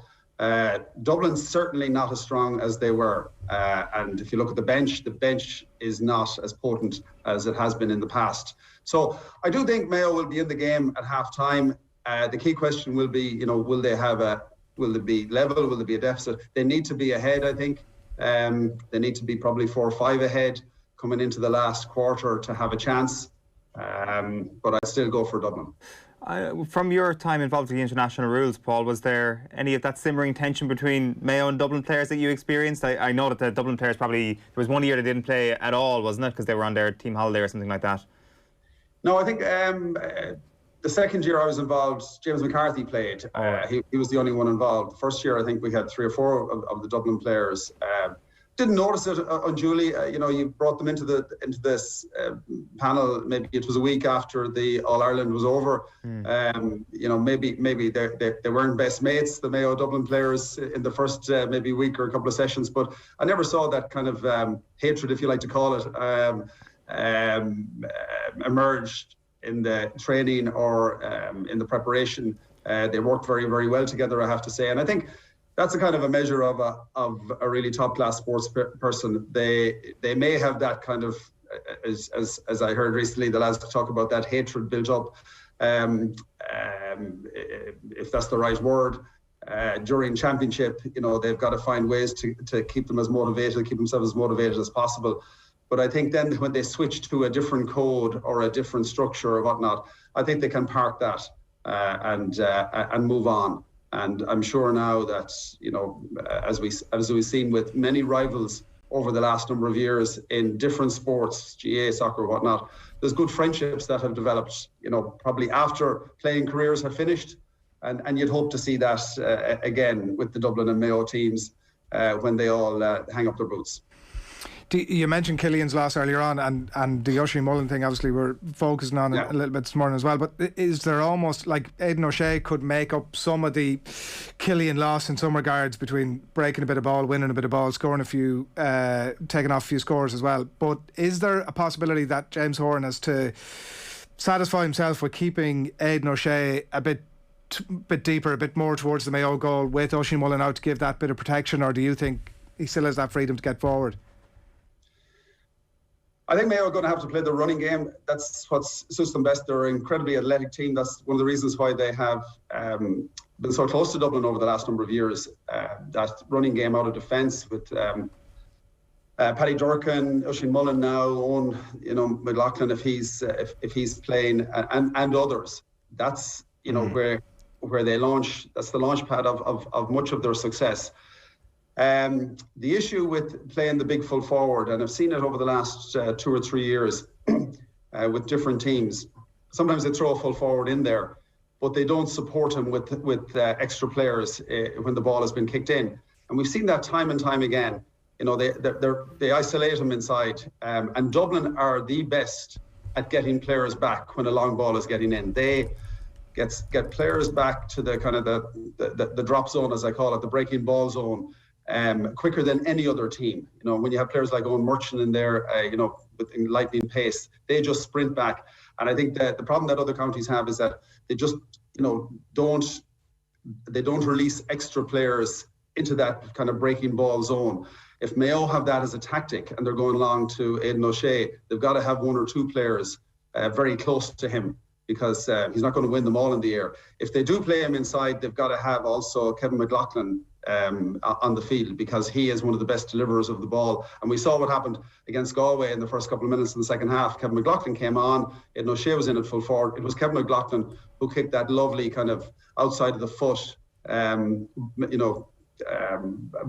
pass where the ball is, kicking with backspin. So it just hangs in the air, perfect height for a full forward to get set, to take the catch. So I think if he is inside, you've got to have Kevin McLaughlin playing to deliver those balls inside. Yeah, it's going to be a fascinating watch. We mentioned at the top, wanted to talk to you as well. It's all kicked off yesterday. The All-Ireland cycle, 12th year running, runs up to August 22nd, open to all levels, Paul, inter-county competition. How far can you cycle over the course of 10 days, and all raising vital funds as well for the National Breast Cancer Research Institute? People can check out more details on allirelandcycle.ie. But into its 12th year and getting bigger and bigger every year. Yeah, it's been fantastic, Adrian. Yeah, we started with an 8-day event, Race the Ross, a number of years ago. We then changed it to a 3-day event because the 8 days was too hard on a lot of us in terms of training and preparation for it. And last year, obviously, we had to change and pivot, and it was a kind of a late change, and we went to this format, which was, the All-Ireland cycle. Our charity is called the Pink Ribbon Tour, or our cycle is called the Pink Ribbon Tour. So we pivoted to this All-Ireland cycle concept, where over a 10-day period, it's 11 this year, in fact, we asked as many people as possible to register and cycle wherever they want in the country, or even if they have a stationary bike at home or whatnot, cycle wherever they want. A little challenge to see how far can they go, and we built in that inter-county and cycling club challenge as well, and it just took off last year. We had 1,050 people who registered last year over the 10 days and did the cycling, and 112 cycling clubs involved. There was over 300,000 kilometres cycled in that 10 days last year. Now, put it into context, that's 7.5 times around the world, and it was just wonderful. And you know, the whole purpose is to raise funds for breast cancer research for the National Breast Cancer Research Institute, and vital funds, which is really, really important in the current environment. Research so important to make inroads into new treatments and hopefully ultimately find cures for the different cancers. That's what we all want to see, make improvements in life for people who are suffering from cancer. So yeah, it's great. And it started really well yesterday. Our numbers are good. I think there's almost 10,000 kilometers cycled yesterday on a Thursday. You know, over the weekend, we'll see big numbers come out, and really happy with it so far. It's been great. You're in full flight yourself, are you? Yeah, I got out last night. I had a bit of a mechanical problem with the bike yesterday morning, so I did a piece, I think, last night, and went out for a cycle afterwards. So got a few Ks, but I've set myself probably too big a challenge over the next 10 days. I've set myself a target of 750. Right. But I hadn't factored in that Roscommon would be in an All-Ireland final. And obviously having Croke Park tomorrow for the Mayo game, and the deferred All-Ireland semi-final next week. So that's kind of 3 days out of the plan. So I'll have to get up early tomorrow and get on the bike. And cycle to Dublin, I'd say, Paul. Well, that won't give me enough Ks, unfortunately. Yeah. Well, best look at it. It's a great cause. People can literally jump on and get involved. You can register and you can donate. allirelandcycle.ie. We'll keep a track on it over the next few weeks. Best of luck at it, and enjoy the football over the weekend as well, pal. Thanks a million. Yeah, thanks a million, guys. Thanks a million. Cheers. Appreciate your support. Not at all. Thanks a lot. Paul Earley on the line there. It really is a great cause, and it runs up to August 22nd. And as Paul said, all raising vital funds for the National Breast Cancer Research Institute. allirelandcycle.ie. Just gone 9 o'clock on Friday morning. Here's a bit of a flavour of what's coming up on OTB Sports Radio over the course of the day. Emmanuel Petit is the subject of OTB Gold. This lunchtime we're going to have the Paddy Power half hour is back. It's Gerry and Eoin today, is that right? Yes. Yeah. Marking your card for the weekend. That's for the Paddy Power half hour, 1:30 today. Friday Night Racing live across OTB Social at 3 o'clock. Liam Coyle, the subject of the Legends interview on Team 33 from 4. Live in Times with Johnny Kilban, the boxer, at 6 on OTB Gold, and then Off the Ball back on your radios from 7 tonight. So that's all to come. Do keep your comments coming in. Wherever it is that you are watching us this morning, we would love to hear from you, so keep your comments coming in. We're going to continue our look ahead to the start of the new Premier League season. I'm delighted to say that Caoimhe O'Neill of The Athletic joins us on the line. Good morning to you, Caoimhe. Good morning. Plenty of Liverpool chat to get into here. It felt like in some ways there was a lot of acceptance almost last year, certainly at a point in the season where it might have been maybe the end of January into February, where things started to turn against Liverpool, obviously without Virgil van Dijk, and as it came to it in the end, never real contenders. Jurgen Klopp wasn't quite making those hour-long Vimeo videos, Caoimhe, of what had gone wrong, but definitely signs of pressure on Jurgen Klopp last season. What's your sense of the true personality of Liverpool this season with Van Dijk back in the mix, and also talk to us a little bit about that pressure that's on Klopp to get off to a quick start? Yeah, I think they're quietly going under the radar a little bit. No one's got them in the predictions to win the Premier League, so that'll take a little bit of pressure off. Maybe the pressure last season was obviously there to defend the title, which they obviously didn't do. I mean, they put in a good sort of first shift from August to December. That was title winning form, and then obviously they fell apart, as we all seen in January to March. And then they got it back together and produced some, incredible results. I think it was 26 points out of the last 30 they took to obviously qualify for the Champions League and sneak that third place, which when they were around 8th, I think it was, in the lowest point they got to. No one would have expected that. Obviously the injuries took the toll, and the mentality monsters were Sheahan, and I think Trent Alexander-Arnold told The Athletic that they didn't quite know, sort of, it was just a weird time, and obviously they realised that we're just going to have to get on with that, and they did. And I think that's sort of the big lesson from last season. You can't really teach that. You have to experience it, and those players have experienced it now. It's definitely was a low point of the season, and they can learn from that. Obviously, we're having Virgil van Dijk back is just a massive boost to, the whole club, the fans, but just, a fresh season with fans, I think is massive as well for Liverpool, because we know, those 6 back-to-back defeats at Anfield were unprecedented, given Liverpool had, gone undefeated there for close to 4 years, was it? So, having fans back is massive. I was at the couple of pre-season games at the weekend, Sunday, Monday, and like, what can you say about the Kop booming and, just roaring the players on? And Liverpool really do need that as a team, no matter who's in the side, and they really benefit from it. So I think, those shock results we will see less of, whether they can go all the way, with obviously Man City having strengthened, United as well, and of course Chelsea are, reigning champions of Europe. It kind of feels in a weird way, Caoimhe, that Van Dijk's had a bit of time to get himself right for the season, as if almost the season's coming at a perfect time for him, because like there was definitely a conversation around whether or not he would go to the Euros. So I assume he's had a few months now at this stage of actually running. So what's your information on where he is and what version of Van Dijk we're going to see? Yeah, well, I think Jurgen Klopp said yesterday, Van Dijk is fit enough to start, but whether he will, that's a different matter, because obviously you don't want to rush this. He's come back from a serious injury, and, he is back now, just working his way to probably match fitness. His body's everything's going right for him. He had 70 minutes the other day and, looked really good. Maybe, a little bit rusty. That's probably to be expected, considering, he's been out since October. I think making the decision not to go to the Euros was, that was a massive decision for him to make.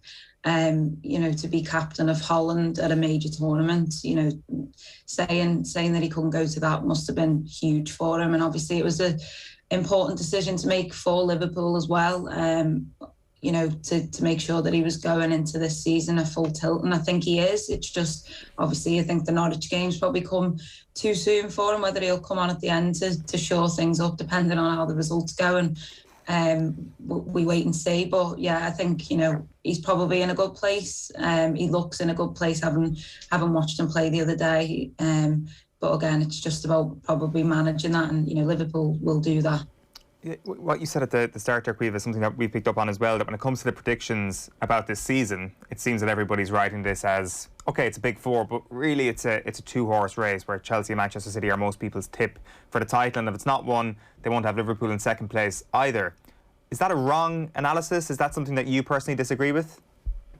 I don't think it's wrong. I think, most people do think Manchester City are going to win the title, and then if they don't, it's either Chelsea or United. Most people are back in there, and, most people have pegged Liverpool to be in a top 4 race rather than a title race, and that'll suit Liverpool and Jurgen Klopp down to the ground. They'll go into the season, stick that to the dressing room wall and crack on. I think, a lot of people are probably looking at us in terms of Jorginho Wijnaldum, one of the best midfielders in the world. Liverpool have lost him and failed to replace him. Even though, there's great players there and there is squad depth. Liverpool played 2 separate teams on Sunday and Monday, and pretty strong side. So, there is that strength and depth that Liverpool haven't always had. But again, whether those players are good enough to sort of gobble up the minutes that Ginny did, because he was the machine. If you look, he's probably played, I think, close to the most minutes under Jurgen Klopp since he joined than any other player. So that is a massive loss not to replace him. That will be interesting going into the season, sort of in the same way that taking Fabinho as 4th choice centre half into last season was probably, in hindsight, a massive mistake. But obviously, Liverpool have fixed that. They've obviously brought in Ibrahima Konate, who will, shore up defence, hopefully, for Liverpool. And, they're going to be touching wood and hoping for the best in terms of no major injuries, because that was, just incredible. Like, it was a madness, wasn't it, really? So yeah, it's going to be interesting to see. Probably could have done with another attacker just to pick up that goal scoring slack. I think it was, it was laid bare in those 3 months, 4 months, maybe even towards the end of the season. Still, even though they were picking up wins. So yeah, I just think they're probably 2 signings away from really challenging, but You know, I wouldn't rule them out altogether as some people are. You know, come May, if Liverpool are fighting for the title, we won't be massively shocked. But right now, you know, a lot of people are giving the crown to Man City. But you know, it's a long season, so I guess we'll see. And that really is the joy in it, just week by week, you know, discussing all of this, and you know, that's what we live for, isn't it? Yeah, it's great to have it back and to have the fans back and all of that. And I just on your point there about Liverpool's frugality, I guess maybe is the way to put it in the transfer market up to this point. And I don't mean this at all as an incendiary question, right? But Liverpool are shrewder, more frugal in the market than all the teams around them. When you look at, like we were just discussing earlier on, about who the best centre-back pairing in the Premier League is at the minute, and United are strong contenders now for that, and we'll see how the season plays out with Varane coming in, obviously. But I'm coming to the incendiary bit of it now. Is there a chance that Liverpool could become the new Arsenal, i.e. a sustainable business model but not winning football? I don't think so. I mean, I think, you know, what Liverpool have done this summer as well, it's, you know, they haven't brought in many players. There is just the one in Canate, but I guess they've committed Alisson's long-term future to the club. He's one of, if not the best goalkeeper in the world on his day. Fabinho, he's also committed his future to the club. Alexander-Arnold, who is, you know, has been the future of Liverpool, living that for a few years now. You know, there's exciting players coming through, Curtis Jones, Harvey Elliott. I know that feeling is at a lot of clubs, but, you know, there does feel like there's still momentum with Liverpool. I feel like, you know, just sort of the marquee signings of Jack Grealish and Jadon Sancho and obviously Romelu Lukaku last night do kind of maybe think, you know, people are looking at Liverpool in a different way. They're not moving. What are you doing? But, you know, there is a squad there, and I think, you know, the business model is interesting, but it's got Liverpool to this point. You know, we know how FSG work. They generally sell before they buy, and, you know, that's work for them. You know, what Liverpool have done over the past few seasons, obviously last season didn't quite go to plan, but that team's still there. They're still champions here. Whether they can go and be champions is another question, but, you know, I don't think they'll flounder from this point, especially, you know, Jurgen Klopp still signed on until 2024, and, you know, you'd like to think maybe he'd stay a little bit longer. Fans will definitely hope so, but, you know, I think there's still optimism, definitely within Liverpool's fan base. I mean, you know, the wider sort of thing and all those predictions which are coming out, which just are ruling Liverpool out as contenders. You know, Liverpool fans have been going into every season for over 30 years saying this is our year. And, you know, everyone's been laughing at them. And then when it finally was in 2020, you know, no one could say anything. But, you know, every year they go into the season with that same optimism, and they'll go into it again, because no matter who the players are, who the manager is, they back the badge, they back that team, whoever wears the shirt, you know, fully behind them. So it will be interesting to see how the season plays out. But, you know, it's going to be an enjoyable ride. Liverpool fans are third most optimistic according to the Athletics Hope-O-meter this morning, that just behind Crystal Palace, it has to be said, which is slightly concerning, I think. But delusional might be more accurate. Chelsea top of the belly. Everton, I'm sure Liverpool supporters would be delighted to see, the most pessimistic among fans heading into the season. Jordan Henderson, I was interested to see, Caoimhe, still the contract talk seems like it's stalled. Arsenal are a club that are possibly interested, but unthinkable surely that 31-year-old Jordan Henderson would leave Liverpool given his influence, apart from anything else around the dressing room. Yeah, it is unthinkable, isn't it, really, when sort of that news started to break about those talks. I wouldn't expect him to leave Liverpool. I mean, you know, I've always said personally, I think Jordan Henderson, I know a lot of people hold this view, should end his career with Liverpool. He has to have that, you know, that bowing out moment. Because he just deserves it. He is Liverpool. He's forged himself to be Liverpool over, you know, a decade now, and obviously just, you know, an incredible footballer, which he didn't always get the credit for. But I think that shone in the past couple of seasons in particular, and, you know, how he sort of grabbed Liverpool by the scruff of the neck at times, Gerrard-esque in a way. But you know, he didn't always get that credit, and I think his leadership just on the pitch is a massive thing. You know, he barks orders at everyone and sort of is just the general in there bossing it. And then off the pitch, I think we know just what a great human he is. You know, all the causes he supports, and just, you know, especially someone to have around the dressing room, I think is is vital. To lose him would be massive, considering he's a starting midfielder as well. You think, Jurgen Klopp will be likely wanting to play that midfield trio of Thiago, Fabinho and Henderson. Whether he'll get to do that at Norwich is probably unlikely, given Thiago and Henderson are still working their way back to sort of full fitness. They haven't had quite the same pre-season as the others. But yeah, Henderson leaving Liverpool, that would just be crazy. End times it would feel for some Liverpool fans. Obviously Liverpool would move on and Henderson would, but I just not for me. He's got to stay, hasn't he, surely?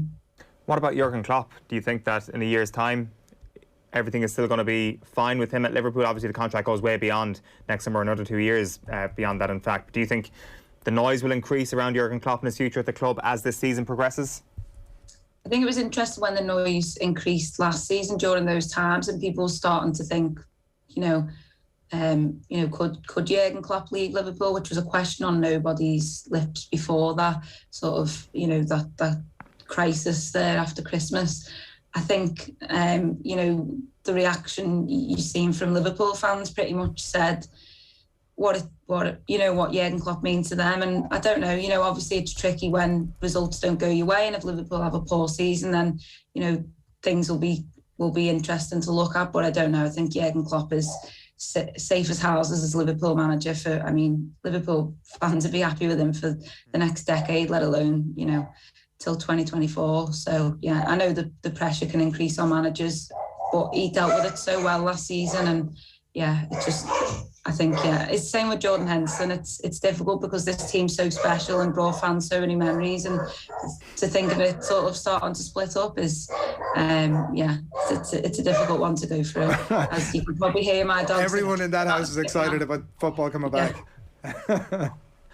Brilliant, Caoimhe. Thanks a million. Enjoy. Oh, thank you. Cheers. Thanks a lot, Caoimhe O'Neill from The Athletic there, looking ahead to Liverpool season ahead. It is 9:16.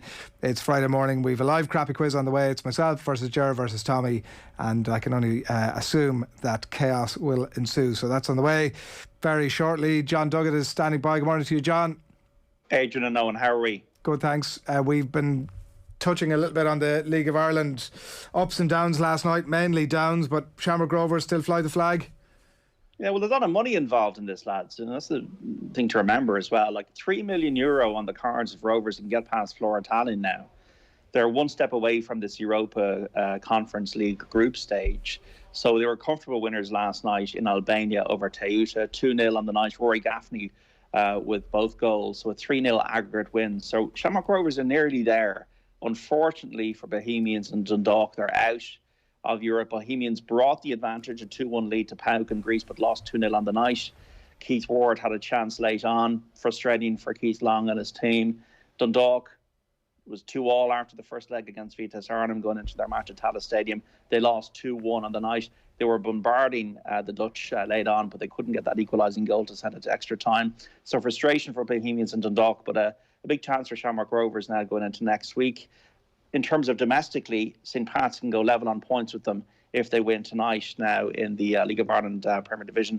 Richmond Park has got a 7:45 kick-off for the game between Pats and Waterford. Also matches in the First Division this evening. The Premier League is back this evening. Brentford, first appearance in the top flight since 1947, at home to Arsenal. Kick-off at 8 o'clock. Ben White set to make his competitive debut in the centre of defence for the Gunners. Mikel Arteta, under pressure, needs to start a lot better than they did last season. Last season, they had a very poor start to the Premier League. Arsenal. Limerick forward Peter Casey, he's been cleared to play in Sunday week's All-Ireland hurling final against Cork. He has successfully appealed the red card he received during the semi-final win over Waterford. The second minor hurling semi-final at All-Ireland level throws in this evening. So Cork already in the final. Kilkenny and Galway meeting at Semple Stadium at 7:30. It's also a 7:30 start for the Ulster Minor Football final between Tyrone and Donegal at Brewster Park. We have Dublin and Mayo tomorrow, 6 o'clock throw-in for the senior football semi-final. Build up on off the ball tomorrow, 1 o'clock. We'll have a full panel, and we'll also have the latest from the pod from Tommy, Paddy and Andy.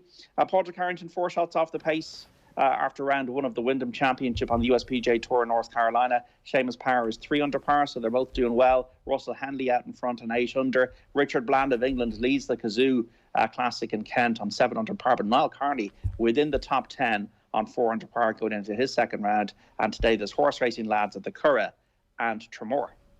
And off the ball on the radio, John, as you said, from 1 tomorrow. Yeah, we have a panel. We've got Cora Staunton and Enda McGinn. The Enda McGinn will be very interesting on what's going on in Tyrone. So we've got a panel at 1:30 after the news round. Then we'll have a bit more Dublin and Mayo build-up. And then 3 to 5, Dan McDonald, Johnny Ward back for Football Saturday, previewing the entire Premier League season, going through the Irish players in England that we're looking forward to seeing this season, talking about Lionel Messi, and obviously discussing what happened in Europe last night with the Irish club. So looking forward to it on your radio and News Talk and on OTB Sports Radio from 1. Come on, John. Thank you. Cheers, lads. Good luck with it. Season starting again. John Duggan there. It is 9:20. It's Friday morning. We're going to bring you John Giles before 10 o'clock this morning. We're back after these with a live crappy quiz. OTB AM. This is OTB Sports Radio. The Football Pod with Paddy and Andy, our new weekly Gaelic football show with Paddy Andrews and Andy Moran. Yes, Dublin aren't in great form, but they're bored out in their mind time.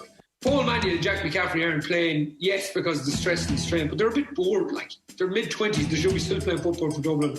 The likes of Conor O'Callaghan needs a Mayo coming to Croke Park, needs to be playing a Kerry in an All-Ireland final to really get themselves going, and I think that's where it's at. Download the OTB Sports app and subscribe to the GAA podcast feed now. Sean, what's that thing going round the garden? That is our new Husqvarna auto mower. Auto mower? Yeah, it's a robotic lawnmower from Husqvarna. Cuts the grass automatically, has GPS tracking and an app. Even works in the rain.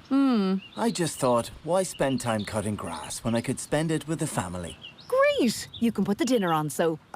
No can do, love. Have to paint the man cave. Husqvarna auto mower. Never mow again. Learn more at husqvarna.ie.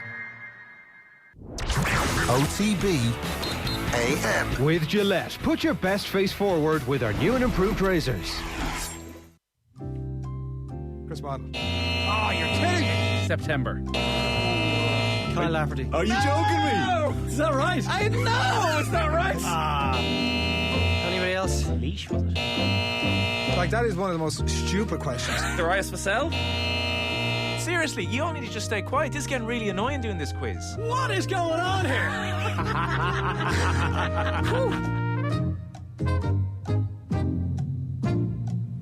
Welcome along to the shoutiest segment on Irish radio. It's the scintillating, it's the stupefying, it's the splendido crappy quiz. Every Friday we pit 3 of Team Off the Ball up against each other in our no-holds-barred quiz of sporting factoids at the end of the week. Allow me to welcome today's contestants. Our first contestant today will be cheering Dublin on to at least a 7-point win against Mayo tomorrow. He knows that there are only 2 games between Meath and the ultimate glory of being the team that came closest to Dublin in 2021. Such moments do not come along so often in a man's life, and they need to be appreciated. Give it up for the Meath Hillbilly, Tommy Rooney. I'm not that petty, Eoin. You know me well by this stage. I just want Dublin to win by 2 points so I can take home the Quick-Picks title. Our next contestant today is joining us after a night of no sleep at all. He went through the night posting on springboksforlife.com message boards, typing nasty home truths to people such as Mornay Stained Glass Window 1234 and Brian Habana Laugh 69 about how school's doping culture is ruining the game of rugby union. It's worth it. He won the battle. They haven't replied in 30 minutes. Give it up for Gerry Gilroy. Boggy's pride. Back from the Holly box. I was told to be here at 9:10 now, and it's like already about 9:30. It's 23 minutes past. Sorry about of that. all the people to know that that's the thing to do, that's... Sorry about that. Our last contestant today was holidaying in West Kerry last week. He set out from his home at the crack of dawn and walked barefoot across the nation all the way to Ventry. He blessed himself, entered Paddy O'Shea's pub and got down on both knees, saying thank you on behalf of Westmeath. The pilgrimage is finally complete. The 2004 Leinster Championship has finally been won, so give it up for Adrian, who's your daddy Barry. I didn't actually make it in this time, but there is a huge amount of Westmeath memorabilia in there. So, yeah, in you go. Great spot. Absolutely jammed. They're well catered for, as you might expect, with all the outdoor stuff as well. Paddy O'Shea's. Countraw. I asked somebody when I was down there, where's Countraw? Not realising that it was the translation. We're in Caoimhe. Irish 101, Adrian. Should have gone to a Gaelscoil. As ever, the format is a classic crappy quiz with a series of questions on a range of themes, and it's onto the slip and slide of trivia, which is the rapid fire round. You can podcast the crappy quiz on otbsports.com or on the OTB Sports app. And if you're watching on YouTube, make sure to click the thumbs up. Please send any questions you have via postcard to Crappy Quiz Quizmaster, Off the Ball Towers, Marconi House, Diggs Lane, Dublin 2. Round 1 is the boring questions round. It is never multiple choice. Tommy, can you name either of the winners of the Ballon d'Or this century that have never played for a Spanish team? There are only 2, and they happened in back-to-back years. Oh, that's a very good question.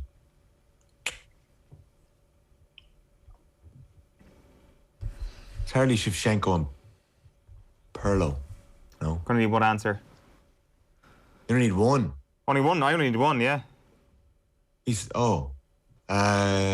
Shevchenko win the Ballon d'Or? Well, like, I mean, you're asking questions here. What is your answer? Understand the nature of the quiz is to... I'll be honest, I'm not fully sure. I'm just going to go with Shevchenko because I actually am fully sure, but I'm just going to take it because I've said it. And it was my answer. Correct. Don't worry, it's correct. Pavel Nedved was the other one, 2003 and 2004. Nedved in 03, Shevchenko 04. Ger, that was close. You nearly had me there. Ger, who scored Mayo's own goals in the 2016 drawn game at Dublin? Oh, no, both of them. Hang on, how come he only gets one of them? Because that's a Ballon d'Or, and this is an All-Ireland final that happened 5 years ago. Keith Higgins and Chris Barrett. Colin Boyle and Kevin McLaughlin. Correct, Tommy. Adrian. Who knows? I've been watching Dublin Mayo games for the last few years. Adrian, can you name the last Dubliner not called Kelly Harrington to win a medal at the Olympic Games for Ireland? I jumped in on an Olympic question the last time, so let me take my time on this one.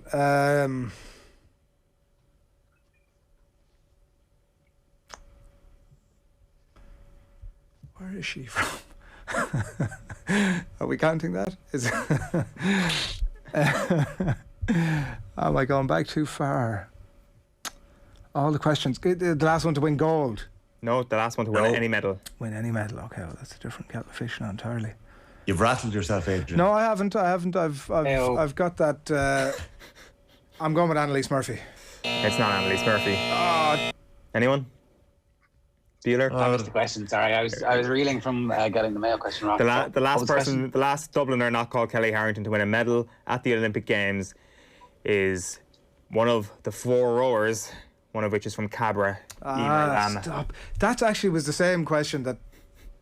Yeah, Kelly Taylor's opponents, the new version of that is we will progressively get you to name all of the 4 people in the boat. So Adrian, you're on nothing. Gerry, you're on nothing. Tommy, you're on 1 point. As we move on to round 2, which is the world records round. We had fast tracks, fast shoes, fit athletes and absolutely nothing else helping us to see loads of records tumble at the Tokyo Games last week. In this round, we'll test your knowledge on some of the most famous world records in athletics. Tommy. Are you telling me, Eoin, just before we get into this, are you telling me that no German has won the Ballon d'Or? None of the team from Bayern who have won multiple Champions Leagues has ever been rewarded with a Ballon d'Or? The recent... That's what you're telling me? In this millennium? In the recent past, yeah. Sorry, this century. But like, I mean, Lewandowski should have got it, but it was cancelled that year. There was no Ballon d'Or. Did Lewandowski not get it? It wasn't handed out last year. They did do a World Player of the Year, but no, there was a lot of like players who won it for non-Spanish clubs. For example, Ronaldo, but obviously they went on to win it with a different Spanish. I mean, I understand that Ronaldo played in Spain. Michael Owen won a Ballon d'Or, was he? Michael Owen did, exactly, but he played for a Spanish club. 98. 2000, I think, was it? 2000, I think it was in this millennium. So, yeah, no, there was only 2 that have never played for a Spanish club. But anyway, world records. Tommy, which of these world records is the longest distance? A, the men's javelin throw, B, the men's hammer throw, or C, the men's discus throw? Oof, that is a good question.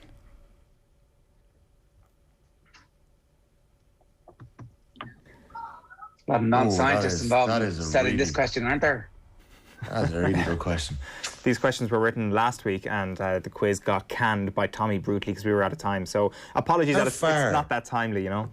How far can a javelin go? I'm trying to judge it off my own ability to throw any of these things. How far can a javelin go? If I was strong enough, boys swim faster than it. Could you throw a pair of shoes over a pub? Or a kettle. Tommy, need give an me answer. again. Javelin, hammer, Discus. or discus? I'm going to say the javelin. Correct. Gotta be javelin. That was quite straightforward. Well, actually, come on. Well, it's actually not that. No, I'm sure, Jar. Listen, Jar. I'm sure all these questions are going to be as straightforward as that. So It's not that. That'll be fine. It's actually in the women's version, the hammer is actually longer than the javelin, and I think it's something to do with the weight. So I thought that it might actually confuse Tommy a little bit, but no, javelin is correct in men's. Well, no, he just went with a straightforward answer because he didn't know the nuanced detail of that the women's was slightly different. No. No, come on. Like I was here weighing up. Ridiculous. How far can a javelin go, Tommy? You asked the question. The answer is 98.48 metres. Jan Zalesny in 1996. Versus what? The hammer went 86.74 and the discus went 74.08. Yeah, absolute crazy It's like 20%. question. Listen, they'll all be as easy as that, so it'll be fine. Sure. At least it wasn't about the dressage. It's about 12%, but whatever.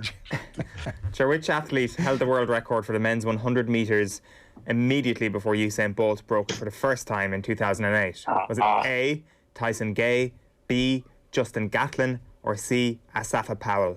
Ooh. Asafa Powell. Correct. Straight Nice. off the mark. Well done. He broke it 4 times from 2005 to 2007. Adrian, which of these world records was broken by the largest magnitude? A, David Rudisha's 800 metre world record. B, Wade van Niekerk's 400 metres world record. What's the question? I don't even understand Or what your C, question is. Carson Warholm's 400 metre hurdles world record. Which of those was beaten by the largest magnitude? Who took the biggest chunk of the previous time? When? Oh, no, When they that's broke the not what world that question record. means. When they That's broke not the what that world. question means. Yeah, well, that's not the way you've That's said totally that. confusing. It's like I'm these records have all fallen at this Olympic Games. Which one? at fell this by the Olympic most? Games. That's that the what the question? question sounded like. No, That's not the no. question. No, no, no, really? no, Is no. that not the they- question? when- I thought that was the No. question. Oh, When sorry. they broke the world record, they broke it by the most. Yes. Oh my. Oh. Well, it's good that Nathan's not here. I was thinking earlier on because there wouldn't be so much pedantry going on. But look, Well, I pedantry accept it. actually give some clarity to the question. 'cause it's totally confusing. Which of these broke the world record by the largest magnitude? David So Rudisha, they when he beat won the previous record. Yes. Okay. Yes. This doesn't is, really this is change. random. This is absolutely ridiculous. The javelin one was bang obvious. The come off. I Asafa don't even Powell know what a one, discus is. that rivalry was there. That was obvious. This is just a total random guess. It can Asafa Powell be is not nothing obvious. else. Rudisha when he broke not the a random 800, guess. Van Niekerk when he broke the 400, or Warholm when he broke the 400 hurdles. Which And one? when you say by magnitude, do you mean? I actually know percentage off the previous percentage. Simple. Okay, that's important. Listen, Simple it's mathematics, absolutely ludicrous. There's Ludicrous. Warholm. Correct. Well done. It's Adrian. ludicrous. Are I you knew happy the now? answer, obviously, but the question was ludicrous. And it's the other two weren't as big as you might have thought. I won't even go into the percentages, but Warholm took 1.6%. Go on, give me the percentages. Okay, Rudisha took 0.09% off his own record. Wade van Niekerk took 0.34% off Michael Johnson's record, and Warholm at this Olympics took 1.6% I was thinking off that his actually, own yeah. record. Round 3, let's move on, is the Premier League round. Okay. Go on, Tommy. No, I have to get a pen before the next round. Sorry. You can do it when Jaron and Adrian are answering the next question. How many years are you doing this? I know. And you've come unprepared. We'll probably be I having think a you row should about be deduct them a point, Owen. Sorry. It's hard. I was busy. failed I was prepare. busy this morning. We'll be having a row about the next question, Tommy. You'll have plenty of time. It's hard to believe it's almost 30 years since football was invented. Ahead of season number 30 of world football, this round will test your knowledge on the Premier League season on our doorstep. Tommy, there are 9 different shirt manufacturers in this year's Premier League. Can you name 7 of them? Adidas. 1. Nike. 2. Under Armour. Now let's hit that buzzer. There's no Under Armour kit in the Premier I League. lifted that Under Armour. Oh no, it's Warrior. Falling at the third hurdle, Tommy, was not what I expected. So you. Sure, look, I was never getting that, boys. I'll go on alphabetical order. Adidas, who have Leeds, Leicester, United, Arsenal. Castore, who have Newcastle and Wolves. Hummel have Southampton and Everton. Joma have Norwich. Kappa have Villa. Caoimhe have Watford. That was the other one where I would have given you a free pass. Nike, as you said, has Brighton, Liverpool, Chelsea, Spurs. Puma has Palace and City. And Umbro has Brentford, Burnley and West Ham. Okay, should have done a bit better. Shouldn't have gone for Should have Under gone Armour about 6. Yeah. Sure. Jack Grealish knocked which fellow Premier League star off his perch as the most expensive Englishman in football history this summer? Harry Maguire. Correct. Nice. Well done. Adrian, what stadium will, with every ground at capacity, host the smallest crowd in this season's Premier League? Tom's going to look it up. It's got to be Brentford. Correct. Can you name the stadium? The Brentford Municipality. The Brentford Community Stadium is the answer. But that's it's a good point there for you, Adrian. Good point for Gerry. Brings us to level scores at 2 points apiece as we move on to round 4, which is the fund-free magic number round. Contestants get 3 points for getting the number exactly right. If no one manages that, the nearest contestant who doesn't go bust gets 2 points. The second closest gets 1 point. I'm going to state that we can only accept the answer that's written on your paper. I'm also going to have to ask for your pens once the music ends. So if you don't mind, give us the following number. The number of All-Ireland inter-county hurling medals won by Brendan Maher, plus the number of Champions Leagues won by Lionel Messi, plus the number of All-Irelands the men's Mayo football team have won at senior level in their history, plus the number of times Romelu Lukaku has completed a transfer to a Premier League club, not including loans. Your 30 seconds expire when Sinatra sings Bright Shiny Beads. So it is the number of All-Ireland medals that Brendan Maher won with Tip, the number of Champions Leagues Messi won with Barcelona, the number of times Mayo won the All-Ireland, and the number of times Lukaku has completed a transfer to a Premier League club, and I'm not including loans here. Adrian is penned down. This is quite an easy number round, and you're all level scores. We could be going in level pegging into the rapid fire round. Tommy, what have you got? I went with 14 and I nearly changed it, but I stuck with 14. Ger? 13. Adrian? 13. It's 14. Tommy gets the points. Boom. Get in there. So Tommy gets 3. Tommy has 5. It's 5-2-2. That's a big moment.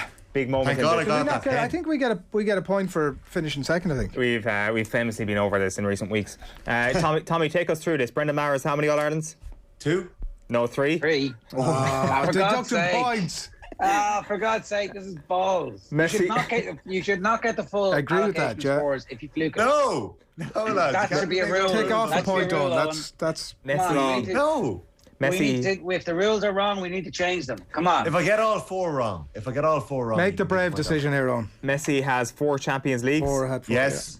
All Ireland's wise, Mayo have 3 in their history. 3. Okay, well, I said 4 Mayo. Lukaku has made 4 moves. Oh my God, I had So 3 out of the 4. Chelsea right. twice, Everton and Manchester United. That brings you to 14, which brings Tommy to 5, Ger on 2, Adrian on 2, and now it is on to the final. Chelsea twice, United and who? Everton. West Brom. Oh, West Brom is alone. Yeah. 3 out of 4, spot on the money, and I end up with nothing. Did he not go to Everton on loan? He went to Everton on loan. He went to Everton on first, loan and as then well, yeah. So he went to Everton twice almost, one as a loan. Our winner tonight will be decided in the round that separates the men from the boys, the John Kileys from the John Travoltas. It's a no theme in particular, ridiculously easy rapid fire round. The score you get in this round will be added to your score in the previous round, and there will be 40 seconds for everyone to answer from the same set of questions. We're going to start with Tommy, then on to Ger, and then on to Adrian. If you get a question correct... Tommy had 2 of those questions wrong. Tommy had 2 of those numbers wrong. At least. Get full points. I mean, at least you're not banging on about He it. didn't even say about Mayo. How many did you have for Mayo? 4. Did you have 2 right, Tommy? He just gave them an extra All-Ireland. He's here and he's in the box seat, and we're going to... Okay. I assume we're not going to change the rule today, but isn't it a good idea that the Standing Rules Commission and the CCC should have a look at that you can't get your full score if you fluke into it? No, that there needs to be some opportunity for people who know nothing about sport to win this quiz. Otherwise, the man in the box seat, as you say. Otherwise, it's just a little bit too boring. Farce. Tommy, are you ready? I am. Your 40 seconds starts now. Who was Lionel Messi's first senior manager at Barcelona? Rijkaard. Correct. In what year did Kelly Harrington win her World Championship gold medal? 2016. No, 2018. Padraig Amond has signed for what club, Ger? Derry City. No, Exeter City. What was Annalise Murphy's sailing class in Tokyo? Laser Radio. Correct. What club is Mayo's Matthew Moran part of? Balladrine. No, Brafey. Swimmer Ariarne Titmus represents what country, Tommy? Lithuania. No, Australia. Andrea de Grasse of Canada won which individual athletics medal in Tokyo, Ger? 100-metre No, hurdle. 200 metres. Name the only non-European manager in the Premier League, Adrian. Oh, come on, that's easy. Too long. It is Bielsa, but that only brings you to 3 points. Tommy, you finish up on 4 points, but a skinnier Tommy, team. I had you in my sights. I had you in the crosshairs. What have you got to say for yourself? If I'd have got the point I should have got for finishing second, by the way, in that knockout round, that would have been a draw. We should go to a tie-break. Just play it out. I'll let Adrian and Gerry do all the talking this week. So, thank you very much. Glad I won it. I was ready for I'm glad you made me wait an extra 20 minutes for this. It was scintillating stuff. Sorry, Gerry. Last position, 1 point. No points. No points, yeah. Wow. Listen, when I heard it was Gerry and Adrian this morning, there was no Nathan. I was confident that I would come through, and I'm happy that I did. All right, congratulations, Tommy. Really inspiring speech there as you won another crappy quiz. OTB AM brought to you by Gillette. Good morning, start with Gillette. Put your best face forward with their new and improved razors. That is it from OTB AM. Plenty coming up on OTB Sports Radio today, on Off the Ball tonight, and right across the weekend. We are back on Monday from 7:30, and we will leave you with John Giles speaking to Nathan. All right, you're welcome back. John Giles is with us on the football show. We'll talk about the start of the new Premier League season tomorrow evening in just a moment. But John, the big story in world football is that Lionel Messi has left Barcelona and has signed for Paris Saint-Germain. This, in the end, ended up coming out of the blue because it looked as though Messi was going to commit his future to Barcelona, but because they're in such financial crisis, the deal couldn't happen, and it's all moved quite quickly, and he's going to be a Paris Saint-Germain player for next season. What have you made of it all? Well, it was a surprise, Nathan. I heard his speech the other day when he was moving in, and I got the impression that he was disappointed that Barcelona didn't do more to keep him. Yeah. I don't know the details, Nathan. I know it was a money situation, but I definitely got the impression that that something could have been done. Yeah, it does seem as though they were in such massive financial debt because of the deals they've done over the last few years that even if they had tried pretty much everything, they had left themselves in such a position that they couldn't afford Messi. That even if they sold all the players they want to sell, which just shows what a mess it is behind the scenes at Barcelona. And clearly you could see from the tears that he most definitely didn't want to leave. But no. Even I wonder, Nathan, could they have done something to make it a longer contract or a contract after he finished playing? Yeah, definitely initially there was talk of that it was going to be a 5-year deal and maybe can go elsewhere at the end of that, but La Liga obviously decided they were going to put their foot down and weren't going to let them do anything. So it's the end of I guess the greatest footballing relationship we've ever seen between Lionel Messi and Barcelona. In terms of what Paris Saint-Germain are getting at 34, are they still getting the best player in the world? Probably, Nathan. I mean, there's never been any mention of Messi slowing up and not being able to do it or getting tired. I haven't heard anything about that. He just wasn't playing in as good a team as he had played over the years in Barcelona. So he seems to be a very, very fit guy and obviously has the right attitude. I've never seen him in Barcelona where he wasn't doing his best, and I didn't see or hear anything during the year where he wasn't doing it or he wasn't fit. He's 34, Nathan, and he's looked after himself well, as we know. I mean, he wouldn't be doing what he's doing. So I think I know he was very, very disappointed in leaving Barcelona, but for his footballing career, I think this could be maybe the best thing happened to him. Why? Well, he's been at Barcelona a long time. They're not the Barcelona that they were. And I think for a player who's been there for a long time, you're inclined to take it for granted a little bit.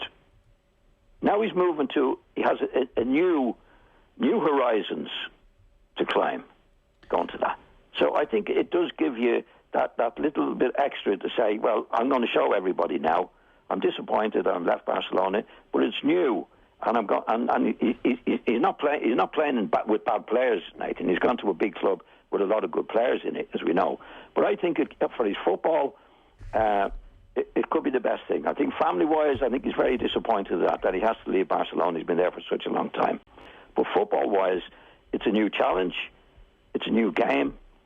He has to do it all over again, and I think it could be good for him.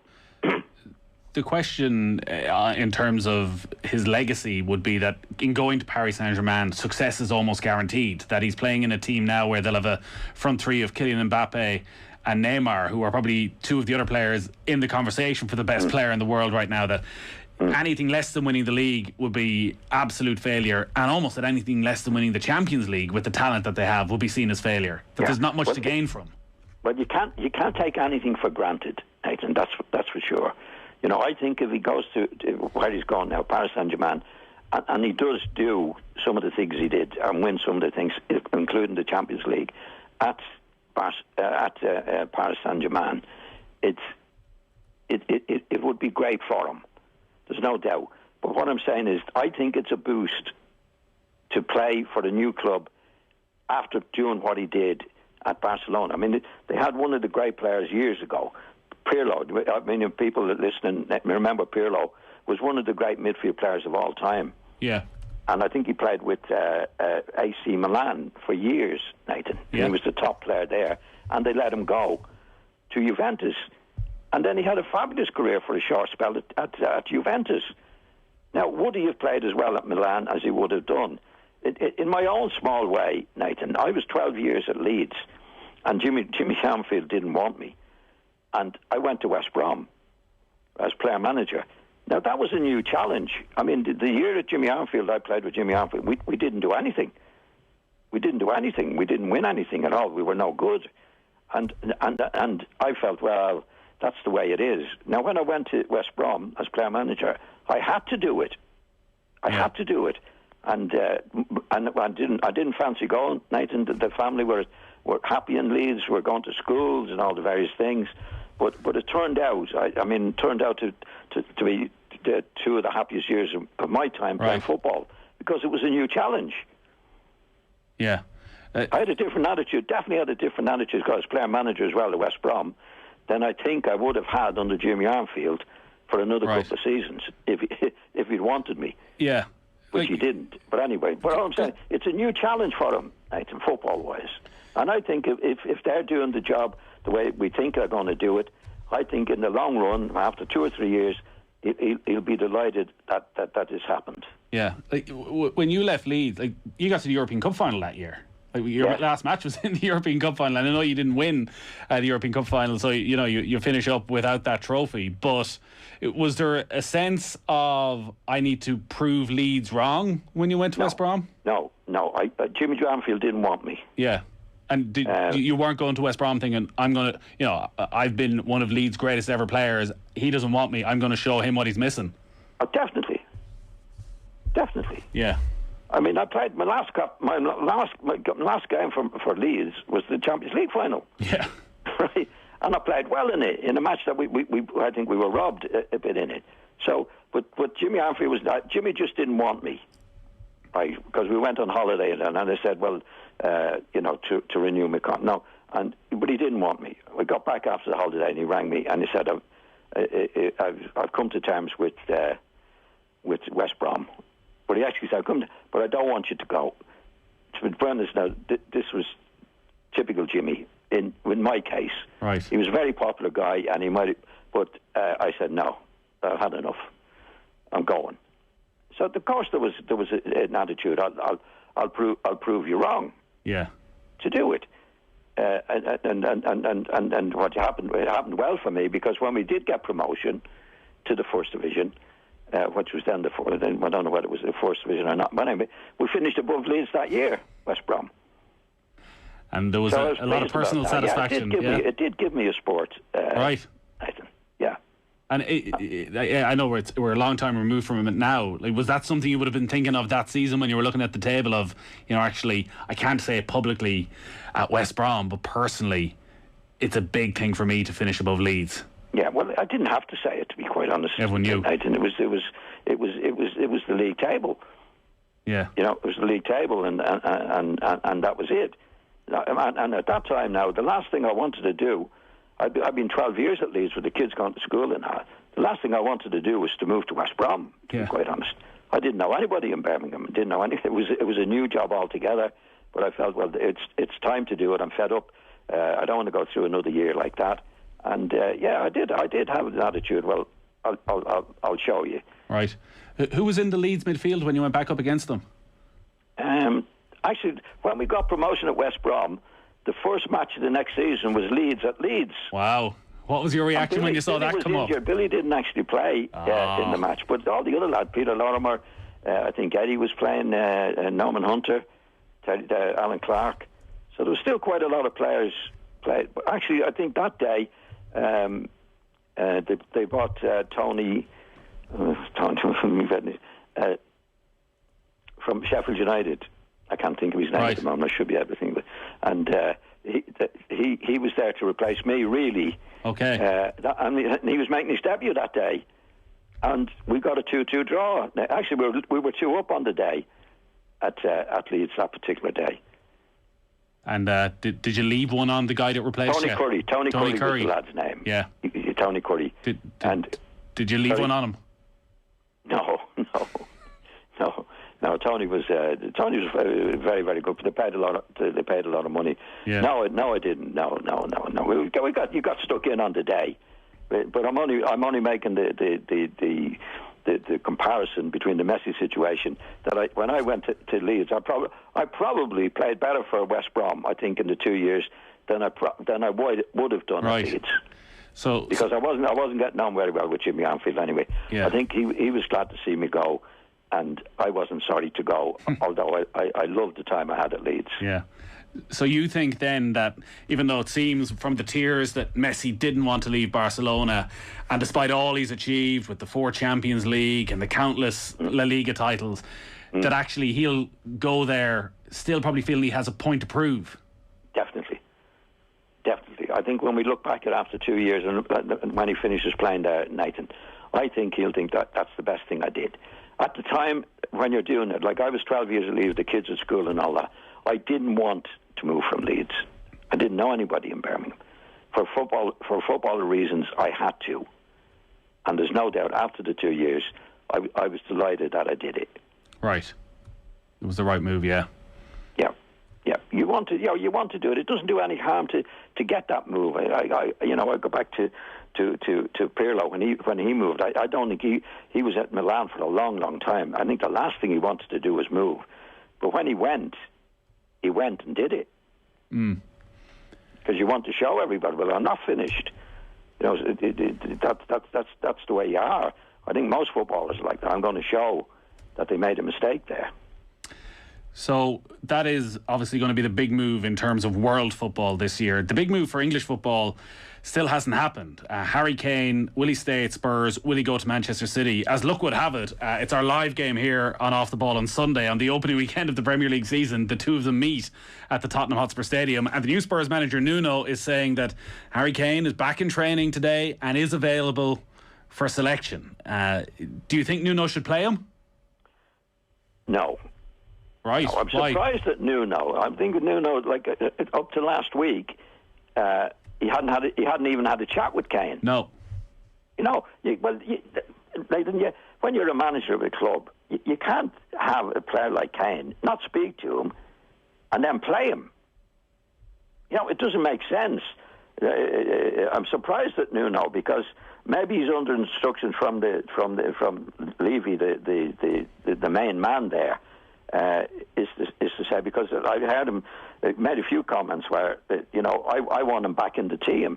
Well, the fact is, I mean, everybody want him back in the team, but the situation that's happened here, Harry Kane has gone out on a limb to say I want to leave, and he's the manager. I mean, ultimately, the players are playing. Harry Kane or anybody else is playing for the manager. They're not playing for Levi. So I can't understand where he's coming from in the statements he's making publicly. The first thing he should have done was get in touch with Harry Kane himself to see what the picture is, see what the story is on that. Because he's the manager. Yeah. How can he not talk to Harry Kane until the last minute and then expect him to play and play well for him? It just doesn't make sense. But considering Kane's importance, there's no question he is Tottenham's best player, and it's it's the first game. It's going to be a packed house. The new stadium is going to be full. It's against the champions, the team that he's meant to sign for. That actually, do you not want him out there? Do you not want to show him the love of the Tottenham supporters and show him what he still has if he stays at the club? But he knows that, Nathan. You know what I mean? He's known that, but he's come out publicly and say, I want to go. Yeah. So, like, what are the other players in the dressing room going to think? You see, when you have a team, Nate, you know, team spirit and the morale, right? That's what we talk about a team. Now, that doesn't happen overnight, but it certainly doesn't. Good morale doesn't happen when you have your main player who said publicly and very, very strongly, I want to go. You know, as a manager, I wouldn't have anybody in the dressing room, right, playing for me, that I said, well, I don't want to be here, I want to go. Do you not give yourself a chance to change his mind? Actually bring him back in, hope that he gets back in the dressing room, feels his importance to the team and to the club, and actually that, you know, if Manchester City don't offer the money that Daniel Levy wants, that you try and reintegrate him and say, it's Harry Kane, best striker in the Premier League, we're happy to have him, and everyone just moves on as if none of this happened. No, well, you can say that as the manager, Nathan. But what's Harry thinking? He's not going to go along with that. If Harry is saying, and he said very, very publicly, I want to go, and I want to go to Manchester City. He's already said that. We all know that. So you can't just put him in the dressing room with the rest of his teammates, and he's going to suddenly say, well, I've changed my mind, lads, I'm not going. That's not going to happen. So what happens then if Tottenham refuse to sell him and he doesn't leave? Like, would you be worried about his performance levels this season if he ends up staying at Tottenham? Well, definitely. Definitely. I mean, your heart has to be in it, Nathan. I mean, it's an old saying. Your heart has to be in it. Your heart has to be in Spurs or any team that you're playing in to really have the morale. And he's the main man. He's the captain. He has no relationship with the manager from what we can see. And you expect him then to go out and be the Harry Kane that he was. It's just not possible. Like, to do your best for a football team, Nathan, you have to believe in it. You have to believe in the manager. You have to believe that they're going to do well. This is what you want to do. And Harry has stated publicly in a big way, I don't want to be at Spurs. Now, what are the rest of the lads in the team going to think? Harry's in the dressing room with them. He was captain. I don't know if he'll be captain again. And here's a guy who's a main man, and he doesn't want to be here. It's an impossible situation from the manager's point of view, Nathan. I mean, you either leave him out altogether and see, well, is he in time going to publicly say, privately say, I made a mistake, I want to play for this club, and I'm committing myself to the club. Like, you can't put him in the team until he actually makes that statement. Right. Nathan. You just can't. I mean, all the other lads are there. I mean, I think the fellow players now would resent Harry's position. Right. He doesn't want to play for us, so we don't want him in the dressing room. We're all together. This is the morale of the team. This is what we have to do. Yeah. It's an impossible situation. I can't see him playing.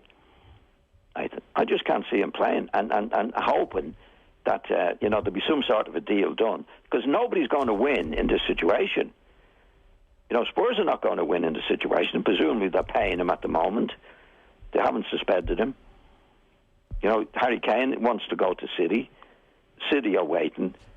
I'm amazed. We might have spoken about it last week, Nathan. I'm surprised from Harry's position in the way the players are treated now and have the best legal advice that you can possibly get. That Harry is saying that it was it discussed? What's the word they were using, Nathan? Verbal agreement. Okay, yeah, that's a gentleman's agreement, basically. It's a verbal agreement nowadays with footballers, Nathan. Like, if you have the best solicitors, you get it in the contract that Jack Grealish got, right? That if the club comes in with 100 million, which Manchester United did, he's allowed to go. Now, I'm amazed that Harry is saying there was a verbal agreement where they have the best of solicitors, that in the agreement, when he was signing it, in the 5-year agreement, that a similar situation in the contract as Grealish. In other words, if somebody comes in with 130, 140 million, I'm allowed to go. Yeah, it's going to be an interesting few days. Firstly, as to whether he plays at the weekend, and also to see what happens between now and the end of the transfer window. You mentioned Jack Grealish. Since we last spoke, that deal has gone through. He is the most expensive signing in the history of British football. £100 million. Is he worth it? Yeah. Well, I think, you know, if he does what he's capable of doing for Manchester City for the next 5 or 6 years, Nathan, then he's worth it. Like, when you look at the next 5-6 years, if he continues on the trajectory he's been on, like, do you expect him to become one of the best players in the world? Is that the potential of him? Yeah, well, I think he has the ability to do it. Now he has to have the mental situation. You know, I saw him in the paper there. He's been in the paper recently, where he's delighted with the publicity. You know, he's delighted to be the first £1 million player. Now, my first thought, I don't like that, Nathan. Why? It's a bit too cocky. You know, most players say, well, you're worth 100 million quid. Of course, you're going to be cocky. And it comes back to I've seen players, Nathan, where big contract, big fees, record fees, didn't do very well because the pressure was too much for them. Right? I'd rather see him play it down a little bit. I didn't make the payment. The club made it. It's between them. I'll do my best. All the various things that I think he should be saying. OTB AM. With Gillette, put your best face forward with our new and improved razors.